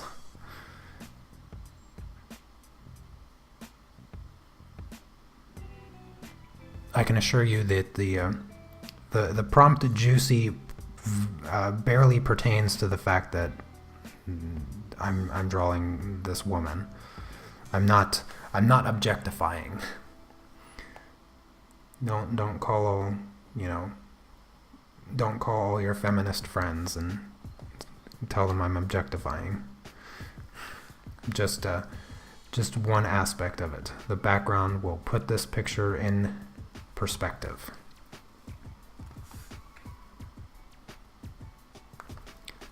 Oh goodness, lips. Oh, I'm so terrible at lips. Can't draw lips. I need to just do a study of lips. Just practice lips, because I am so bad at it. Cannot color lips with colored pencils. They're always terrible.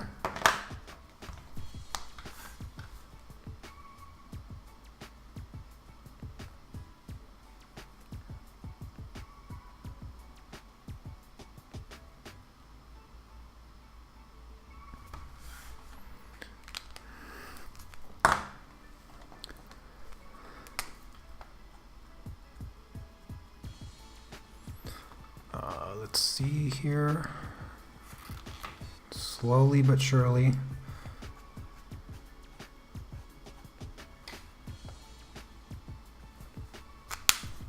It's 172.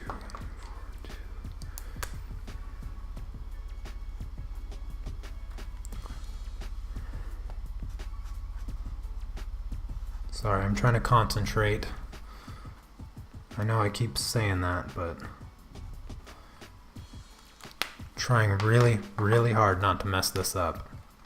Not at this point. I want I want to make her face at least attractive looking in regards to the rest of the drawing.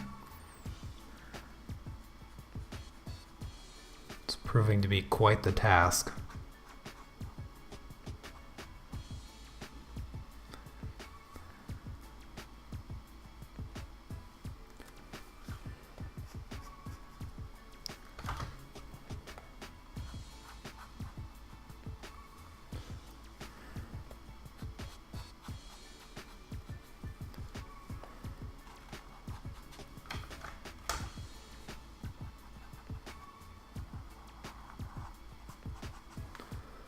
So, as a woman, I am not offended at all. It's beautiful. Thank you, Jennifer. Didn't draw much this weekend. Granddaughter getting her ready for Halloween. Oh, got a set of some gel pens, huh? She's looking fine. Glad to hear it. Maybe you could do a quick explanation of how you get your markers to blend so smoothly. Well, partially is the diaper paper. Because it feathers out, the colors just bleed into one another. But one thing you have to keep in mind when you're blending with markers is that you got to work quick. You can't wait for the markers to dry. You have to get them while they're still wet, and that is what you gotta just do it really quickly. You can't. You have to know which color to grab next. The other thing is making sure that you have plenty of transitionary colors. So you have to make sure that you have a color that moves from one color to the other. Don't try blending something that's really dark into something that's really light, because you're actually going to get a really bad result that way. So that is my how to blend markers in a nutshell.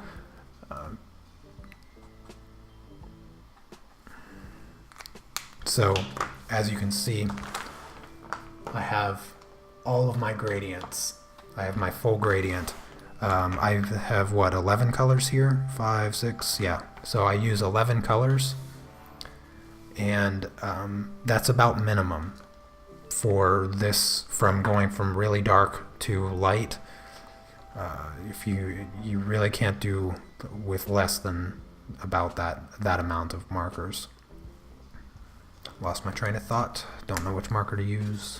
I'll just grab this one instead.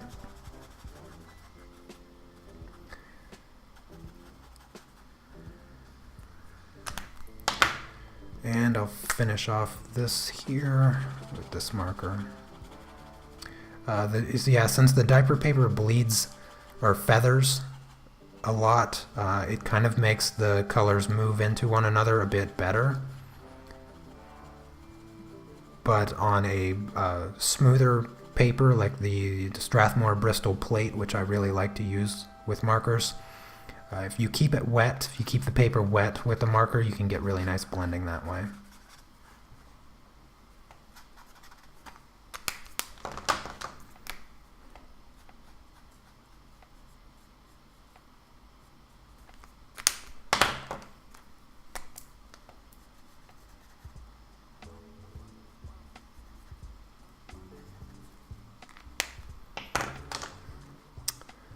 Alright, well, let's see, there's still a little bit of shading I need to do. Not too much.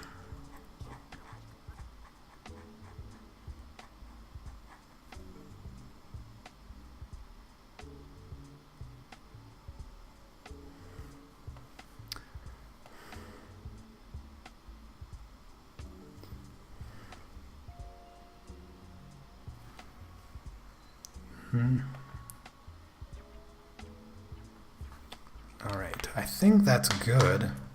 I think she looks pretty good. Yeah, I'm satisfied with that. Now I gotta do, I think what I'm gonna do next is the orange, the actual orange itself. So I have this yellow here, which I think, yeah, my yellow, that's my bright yellow. Here's my 137. Yeah, I'm going to start with this yellow. So now I'm on to the orange. And my primary colors, let's see, 137, this 100, and where's my third? 458. This is what I'm talking about as far as planning. I know exactly what, and this one. Yeah. So I can put these markers aside because I know that most likely won't use those. See, I have my color chart here. These are the colors that I used. Here's some colors that I tried out that I didn't like. And then the ones that I did stars next to are the ones that I'm going to use for the background. So I wanted to incorporate only a little bit of new color for the background, but for the most part, the background's going to be the same color scheme. Nice bright oranges, because this is the goddess of oranges.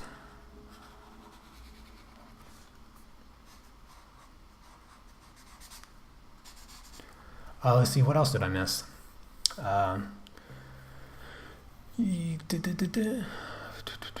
Are you recording this so that you can do a time lapse later? No, I am not recording it. I assumed that I was going to be flipping it around, and I don't like to do time lapses where I'm flipping stuff around.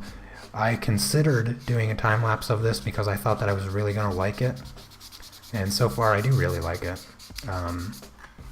But I didn't want to put the added work in as far as having it taped down, and having to work around that would be really difficult. So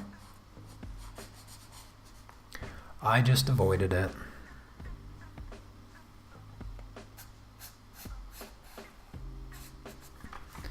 Let's see, I'm going to color in this area here with the yellow as well.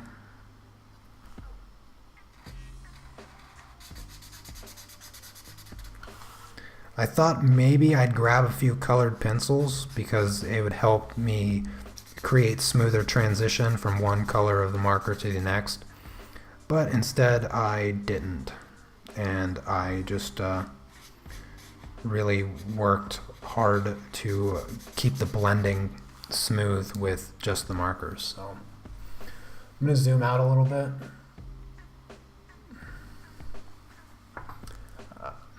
She looks great. Shading is excellent. Thank you, Riss. Muscles are very chaste for men. So I have found an idea for Juicy, which will not be too literal, since 1st October I'm used to do kinds of metaphoric drawings. Well, doing metaphorical drawings, that's always good. And there was a few prompts that you couldn't take literal, like teaming.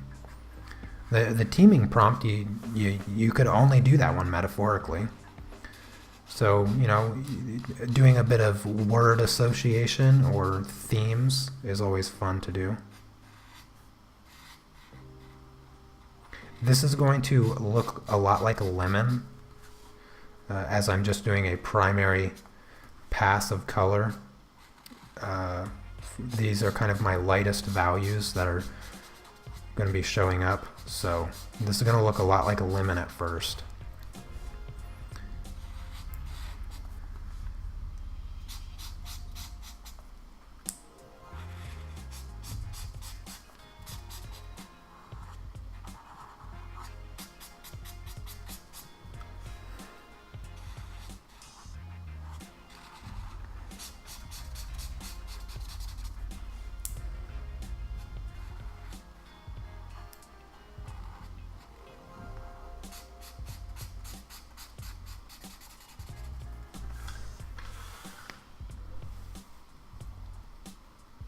A lemon or orange in the background. It is an orange, but I haven't added the darker values yet. So 137. Okay, so this is the first orange color that I will add.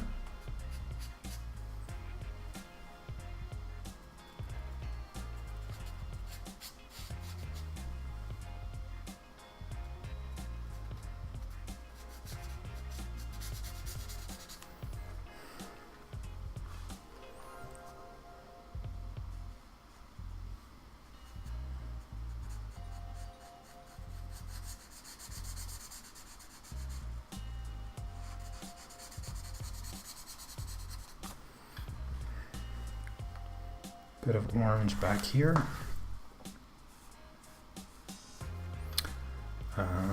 Let's see. Let's just throw in some orange spots in the middle here.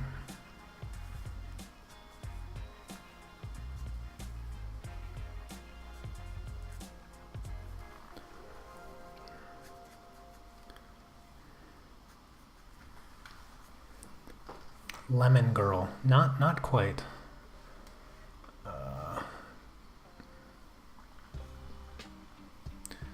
It will slowly start to look more like an orange. If you guys have any other questions, please ask me. Keep begging for questions. Just help me keep the conversation moving forward. You can ask me anything. It doesn't even have to be related to Inktober or diaper paper or metal music.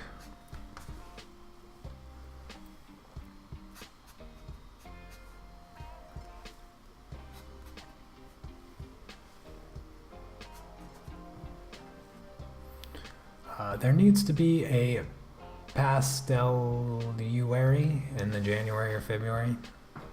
Pastelluary. Now that you know how Inktober is, are you looking forward to it next year's Inktober? At my current state, my current mental state, no, I'm not looking forward to next year. I'm regrettingly making the choice to participate in next year as well. That's where I'm at mentally right now. So, no, I'm kidding. I do look forward to next year because I'm not going to be working on diaper paper. And this has just been a really beneficial challenge. And one of the things that I want to do for next year, I just remembered. So, like an hour ago or whatever, Wendy asked if I had any fresh new ideas for next year.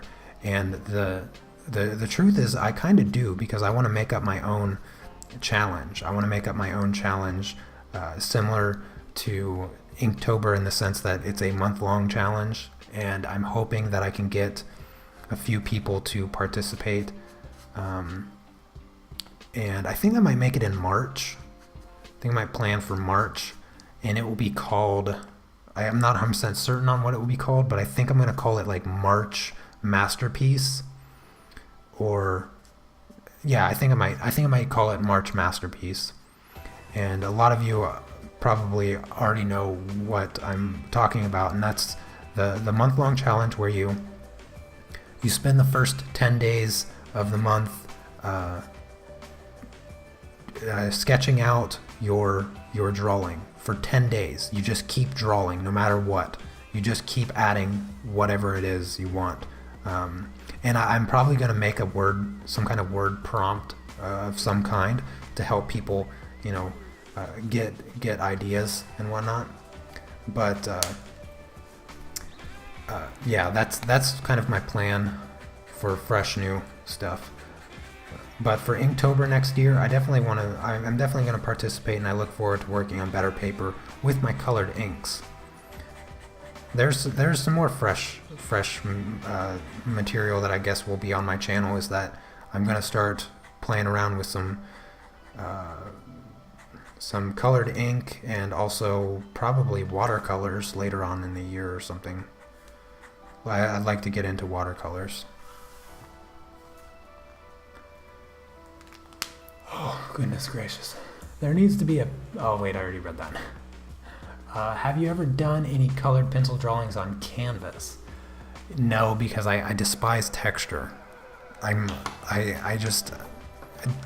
Texture is something that I'm not friends with, and so the idea of doing a colored pencil piece on something as textured as canvas, it's just not. That's not going to ever happen for me.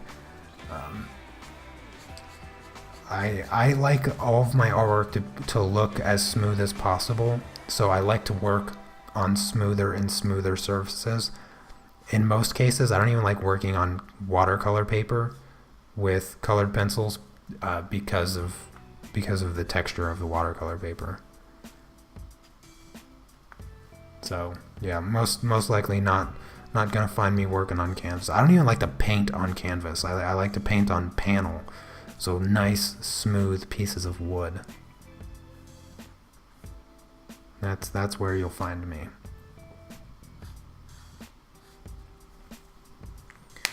Alrighty then, let's grab this, I guess.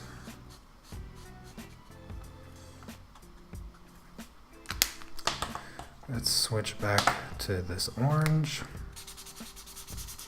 Try to blend that out a little bit.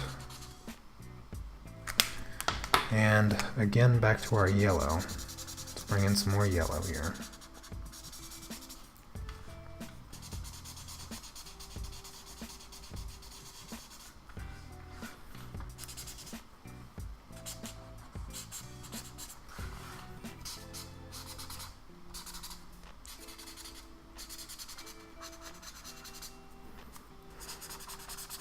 I'm literally just scribbling.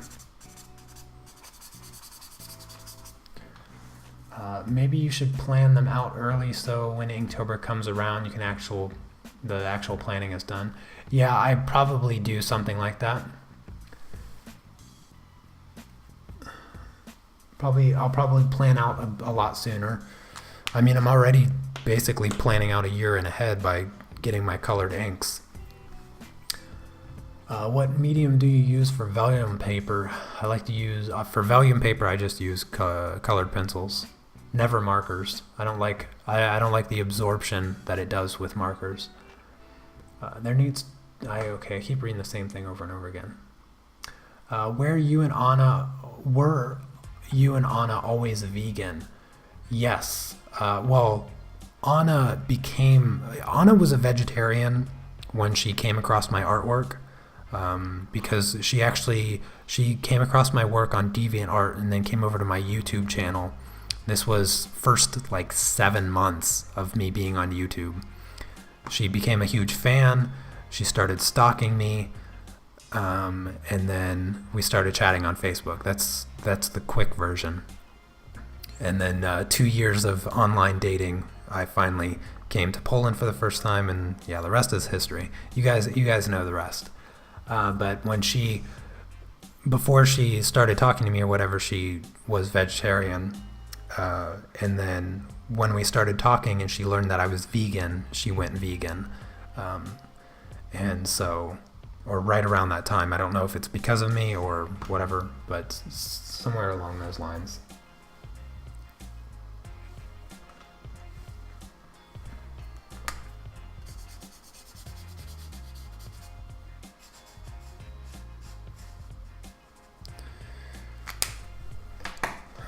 Let's see. I've been vegan for 8.5 years. That's how long I've been vegan for.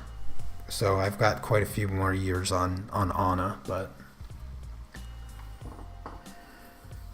we will always be vegan, that's for sure. I gotta go because I have an early morning. Alright, Coffee Cat, you take care. Thanks for coming by. Hope you enjoyed this stream. Did think the most of my drawings were but I turned on this on YouTube.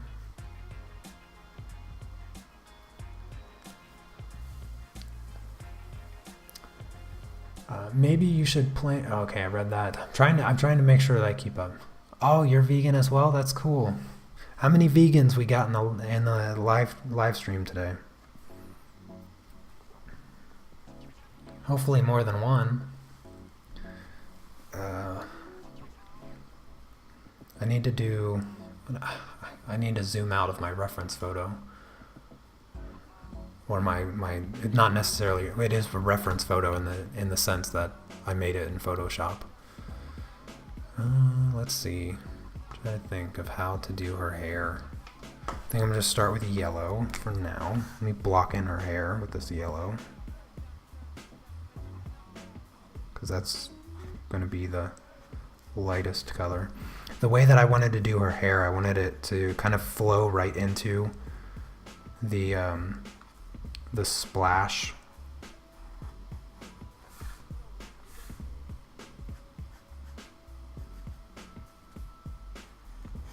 but I don't know how well I'm going to be able to execute that.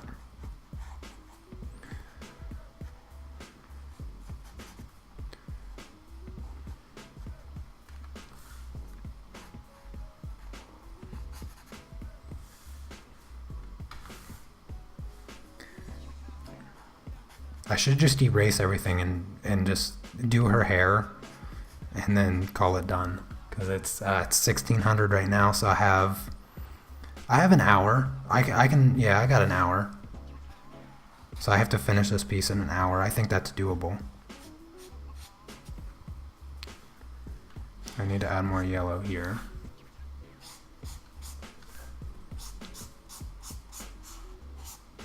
Just realized I left all that white.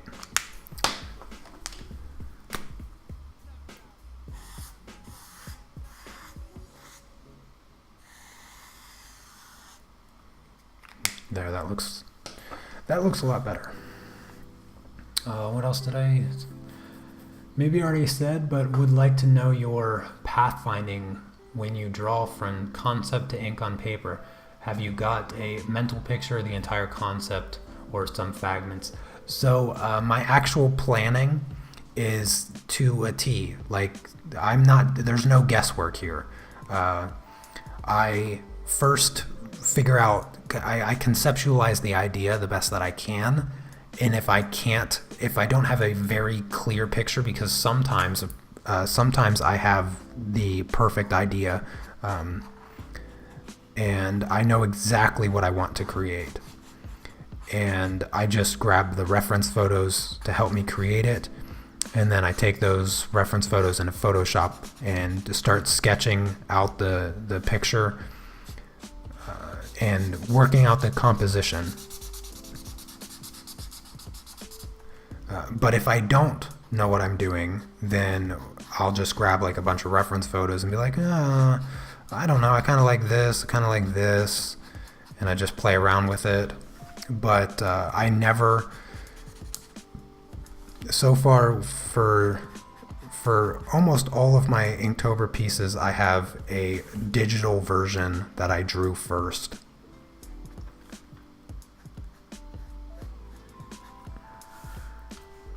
So when I'm looking up, I'm looking at the digital version of this that I already drew.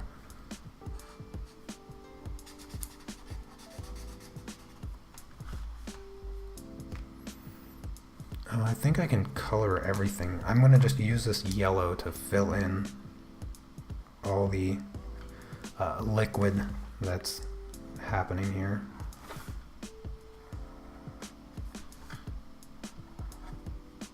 So I'm committing to doing the full background that I originally had planned.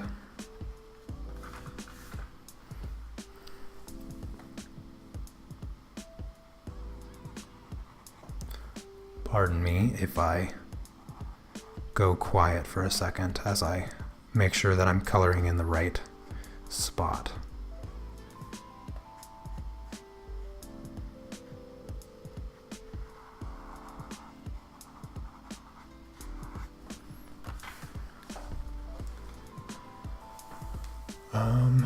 Let's see. Hands up, people, don't be shy. Not vegan, but I try to make vegan stuff whenever I can at home. Is Inktober burnout a thing? Because I totally have it today. Yeah, I'm gonna say it is. I'm not vegan personally, I can't do it, but I respect everyone's decision. I hate it when people judge others for... Yeah, I agree. I'm sometimes I don't even like to call myself vegan, because there's so many crazy, ridiculous people that are associated with the lifestyle, and it drives me nuts to have any association with those kinds of people. I 2/3 of my life was spent not being vegan, and I wouldn't have wanted to be judged on that, because I didn't even know what vegan was. I didn't even know it was a thing until about 2 months before I became vegan. And so I was just totally ignorant to it. And if somebody were to come up to me that was vegan and was like, "You're eating a hamburger, you're the spawn of Satan," or whatever, I wouldn't have responded to that. I've had a lot of people in my life that found out that I was vegan and asked me why, like, and I genuinely spelled it out for them, and I influenced them. And a lot of people have went vegan for some time. Some people totally went vegan for good. Few people, didn't go vegan at all. But of those few people that never fully went vegan after talking to me about why I am, they tend to be more conscious of what they eat. But yeah, I'm not a preacher. I'm not a preacher vegan. I don't like those kinds. I'm not a huge fan of that kind of lifestyle choice. So I just eat good food, and I try to make people jealous of all the good food that I eat, because I make all my food from. I would say I make 95% of my food from scratch. So if I make pizza, I make the dough, I cut the veggies, I make the sauce, I season the sauce myself, all that stuff. And I love it. It tastes delicious. And sometimes I post it to my Facebook page to try to make people jealous of how good I eat. Because some people are like, the bacon. Like, I don't even like bacon. I never liked bacon. But, some people think that if you're not eating animal products, you're not eating cheese or whatever, you aren't eating good, tasty food. You're just eating, like, broccoli or something. Even though broccoli, I think, is delicious. They just think that the food that you eat isn't any good. And it couldn't be further from the truth. I avoid all the processed vegan food also. That's something that I adamantly oppose to. I don't want to, because you can be vegan and eat all the Doritos and Oreos that you want. You can drink all the pop that you want and die sooner than if you were not vegan. Yeah, I like one of the vegans that I subscribe to on YouTube is Mike the Vegan. Now, I don't agree with all the things that he says, but for the most part, he's very educational about the vegan diet and whatnot. And I respond well to his videos because I feel like his videos, unlike a lot of other vegan videos, would genuinely be helpful to not only people that are vegan, but also people that, might eventually change their mind and become vegan. 3 days. That's all it took for me. So when I became vegan, by the third day, I knew I'd never go back. And a lot of the times when I talk to somebody, I don't even tell them, you need to give up animal products, or you need to give up eating meat. Now, if you're going to give up eating anything, if you are adamantly sure that you're not going to stop eating meat, I try to convince them to stop eating dairy products, because that is the death of humans right there. Dairy is the number one killer. It literally causes every disease that humans suffer from. It's just so unnatural to ingest the milk or the menstruation of another animal. And by menstruation, I mean chicken eggs, because that's what it is. It's literally chicken menstruation.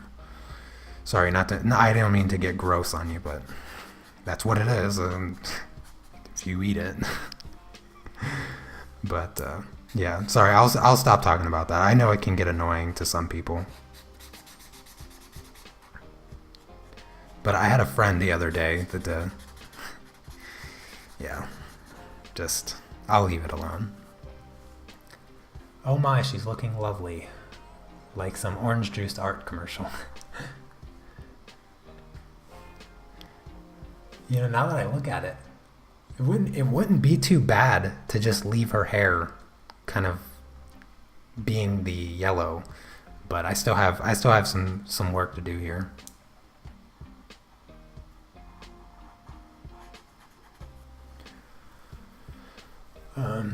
Oh, you love my juicy? Thank you, August. I appreciate that. I don't do milk because I don't think we should drink milk once we're adults. Well, no, we're not supposed to drink milk once we're adults. And anybody that says differently is delusional, because in order for our bodies to digest milk, we have to create an enzyme called lactase. And that enzyme is the only enzyme meant to successfully digest lactose, which is in milk. And you stop producing lactase around when you're a baby, and that is when you're supposed to stop breastfeeding. When your baby starts having constant diarrhea because you keep feeding it breast milk. Because it's no longer making the lactase. Well, a lot of people don't know this, partially because the dairy industry is ginormous and they make sure people don't know this, and they come out with these ridiculous statements saying that you should drink like 5 glasses of milk a day or something retarded. But a lot of people switch their babies. You know, sometimes they do formula, which is a crime against humanity. But they switch their babies from the breast milk or formula to regular cow's milk, which is literally killing babies. Feeding a baby breast milk or cow's milk is a huge, significant cause of autism and SIDS. It does a lot of other things, but it's been studied quite extensively that feeding infants cow's milk is very detrimental to their well-being, and can not very likely, but also increase the significant risk of sudden infant death syndrome and autism. So yeah, don't feed your babies cow's milk because your baby is not a baby cow. Anyways, I'll try to get off that topic. I'm sorry. I just ruined eggs. Awesome. Is a vegan omelet a thing? Absolutely. A vegan omelet is a thing, and if you want to know how to do it, it is so easy. So easy. Essentially 3 ingredients if you want to make a vegan omelet. You take tofu, nutritional yeast, and a little bit of soy sauce. That creates the egg, basically.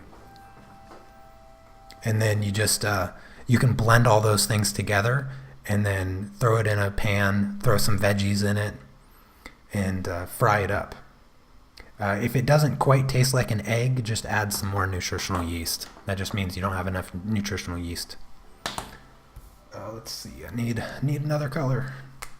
Need to start shading.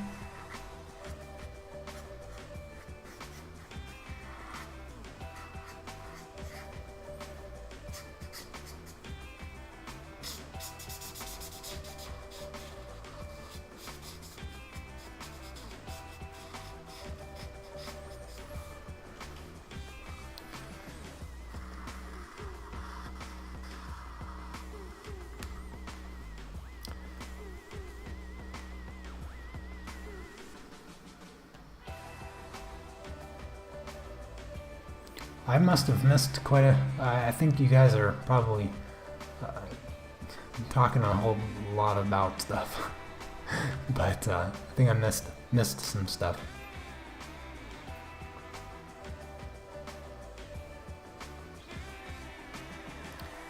Yeah, but what I was saying is that I always try to convince people to give up dairy, and I promise you, if you give up dairy for 3 weeks, try it. Try it. Oh my goodness. Just try it. What is 3 weeks? 3 weeks without eggs, 3 weeks without any animal milk, and 3 weeks without any cheese or any form of cheese. Just try it for 3 weeks. Try it for 3 weeks, come back to the live stream and tell me how much better you feel. Tell me how much weight you lost and tell me how much better you feel. If you don't feel better after 3 weeks without dairy, then I will give you $5,000. I'll give you $5,000. I don't even have $5,000 to give away, but I'll give you $5,000. If you can legitimately go 3 weeks without dairy, tell me how much weight you lost, how much better you feel, and if you don't feel that much better, then you'll get $5,000. Because it's literally just you have no idea the havoc that it wreaks on your body until you give it up. It took 3 days for me. It took 3 days of dairy-free vegan diet for me to know that I would never go back. That's all it took, just 3 days.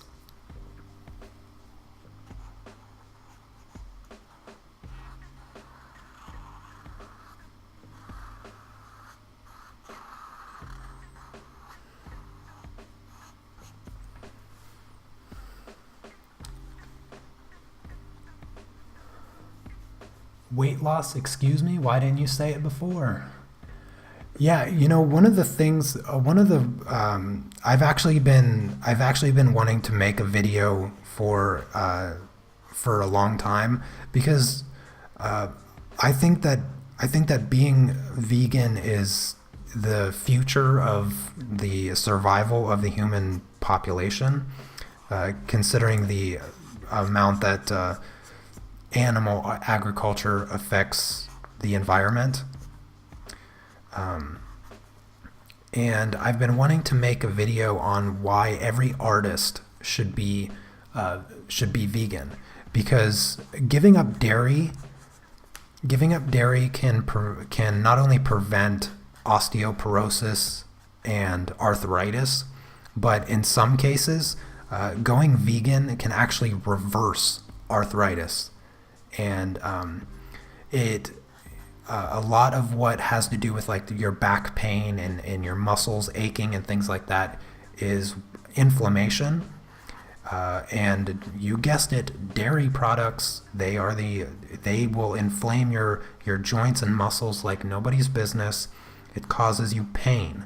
If cheese is worth being in constant pain, then by all means, eat your cheese and drink your milk.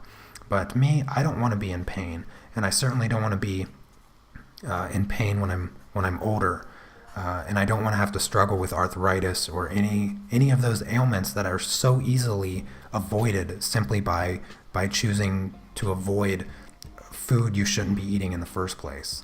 But I've been wanting to make a video on why every artist should be vegan, to highlight some of the benefits of veganism.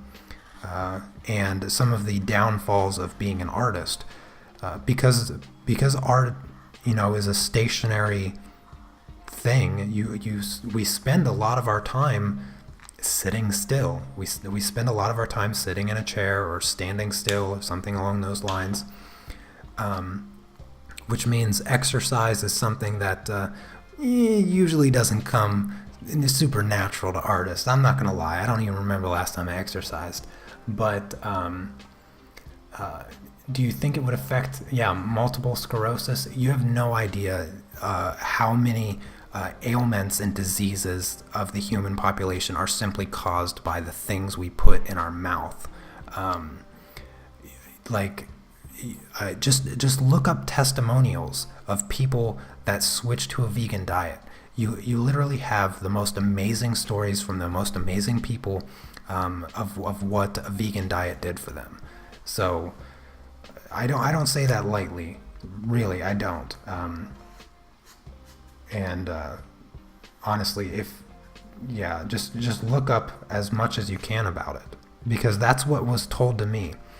Nobody convinced me to go vegan, and I don't think that it's a very effective way to get people to go vegan, because if I were to convince you to give up dairy for 3 weeks, then maybe you would feel so lovely after those 3 weeks that you last like another month or something, and then you're out at a restaurant and they got cheesy curly fries, or I don't even know, and you're like, oh, I would just love to have those, and your appetite gets the better of you. That's never happened to me, by the way. If it was from convincing you to go vegan, then you're most likely to fail, in my opinion. But if you just look up reasons to go vegan, and you're amazed by why you should go vegan, then I think you're more likely to succeed. And that's exactly what happened to me. Somebody was like, I was like, why would you go vegan? And they literally said to me, look it up. They said nothing else. They said, look it up. Why would anybody be vegan? I looked it up, and from that point on, literally from that point on, I've been vegan. And I've never cheated. I would never lie about that. I've never once cheated on my vegan lifestyle. I've never slipped up and had a hamburger. I never, stopped and had a block of cheese. I don't even know. You know what I mean? So, yeah. That's what I recommend. Look it up. Just look it up. If you're taking medication for diabetes, for cholesterol, for gout, for arthritis, for headaches, gosh, if you're taking any form of medication, try a vegan diet and see how much medication you're not going to need after that. Sorry, I get a bit passionate about being vegan when you guys catch me off guard a little bit. But it's so mind-blowing how few people they just don't know. And that is where I was. I just didn't know. And then when I looked it up and when I looked at the information myself, I was like, how could I have gone so long? How could my parents have fed me McDonald's? Knowing the effects of eating a diet that includes McDonald's, how could my parents have ever taken me there?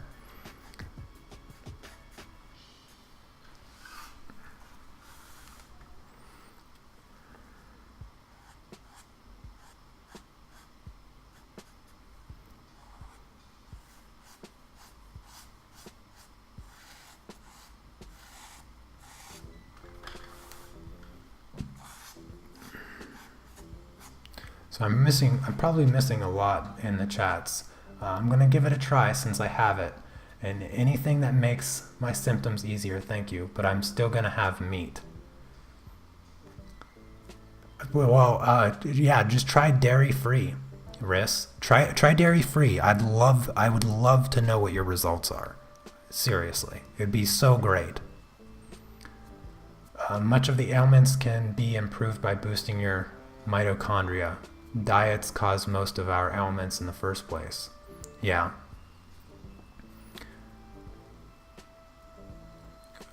Do a video every now and again on vegan cooking. Yeah, I'd love to share some of my recipes, because it's my diet is actually evolving right now. One of the things that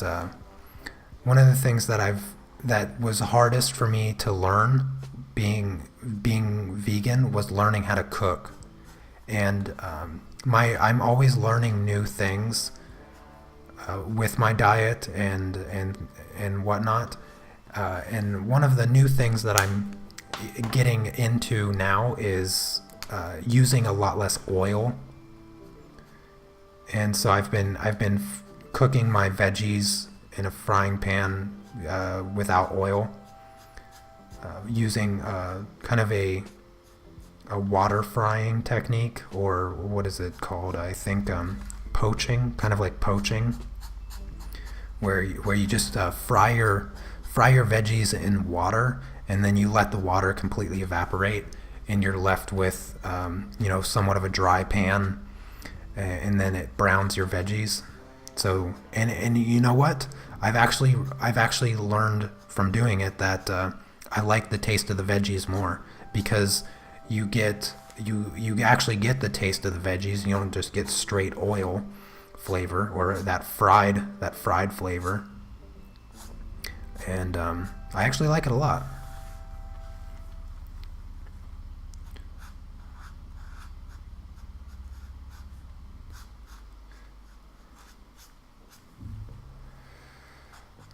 Trying to do hair and markers is always a nightmare.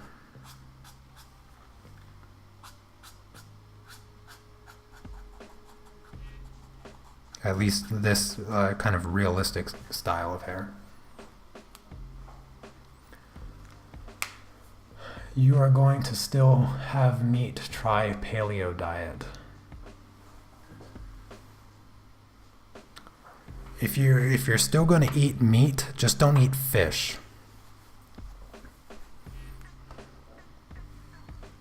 Don't eat fish, and just don't eat meat. It's just easier that way.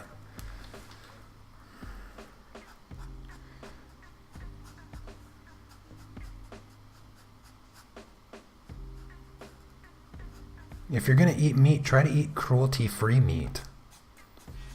I mean, it's better than the cruel stuff. It's going to taste the same. It's going to be more expensive, but I'm not even going to get into the factory farming stuff, but it should be against the law the way they farm meat. It's so disgraceful.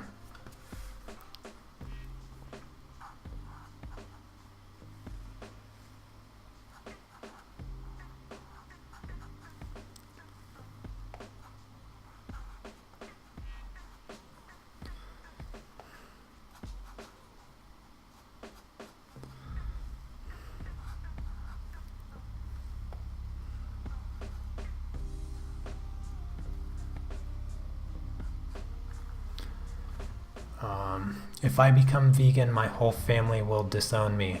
Try going to my Italian grandma and tell her that I can't eat her meatballs. Yeah, fortunately for me, when I became vegan, I was on my own. I didn't have any of my family, but it does make it hard. None of my family is vegan. My sister went vegan for some time, but she cheated like crazy. And my other sister, I don't know if I think she went vegan for a brief period of time, and then she got really into eating healthy, and then I don't even know what happened. She had more kids, and she doesn't care anymore.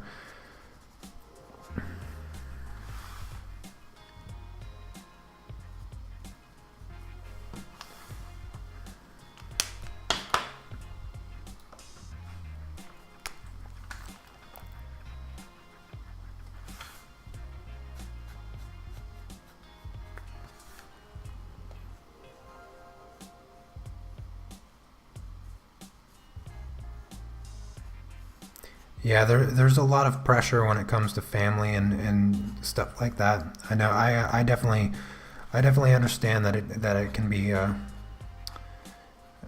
troublesome.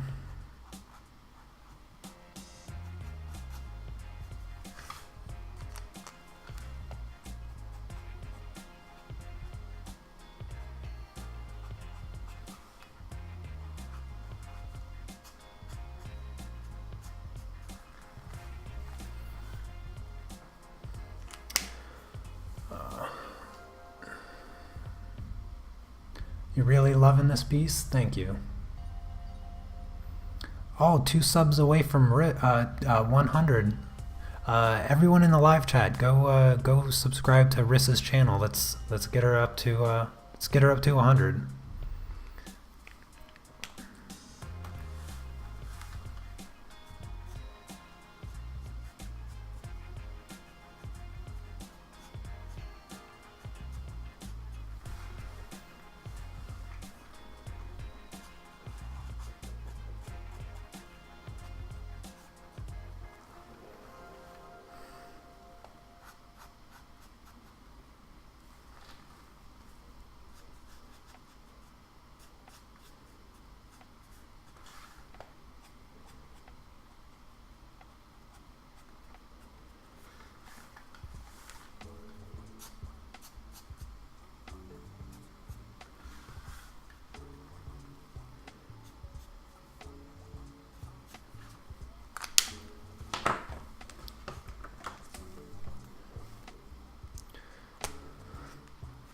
Oh, you're welcome, Riss. No problem. Happy birthday, gymnast kid.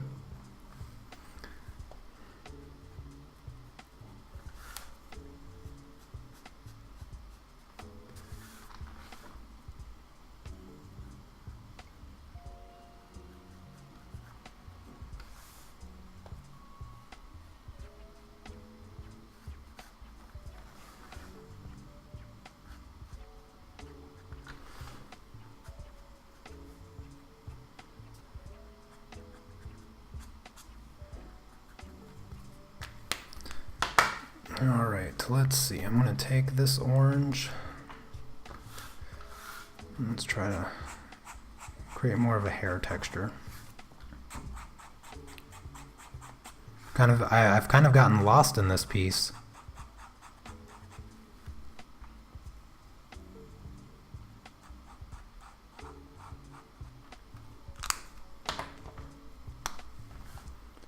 I've been having a lot of fun with this piece. I've been having fun chatting with you guys about going vegan. I hope that I can convince a few of you to at least try it for a little while.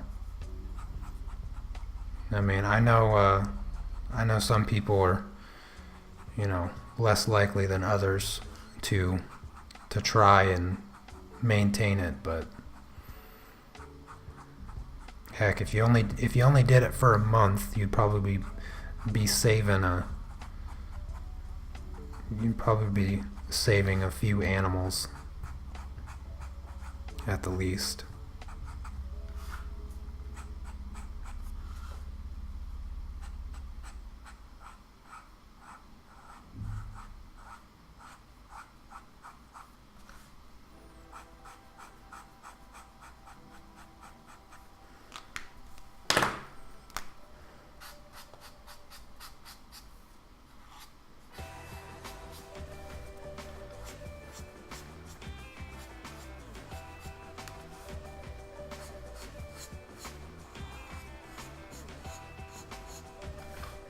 Trying to figure out a way to get her hair to look like it's flowing into the rest of this.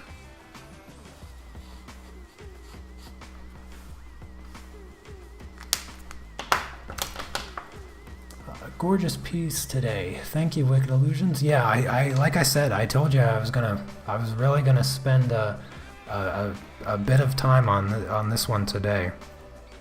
The funny thing is, I was like totally unsure when I woke up this morning what I was going to be doing, but I think it's going to turn out to be one of my favorites for sure.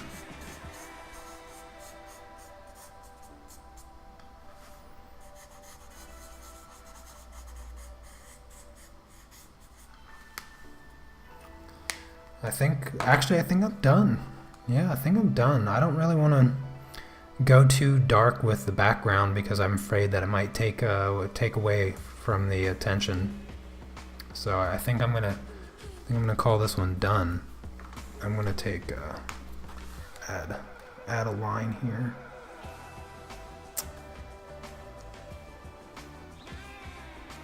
And there we go. Yeah, I like it. I like it.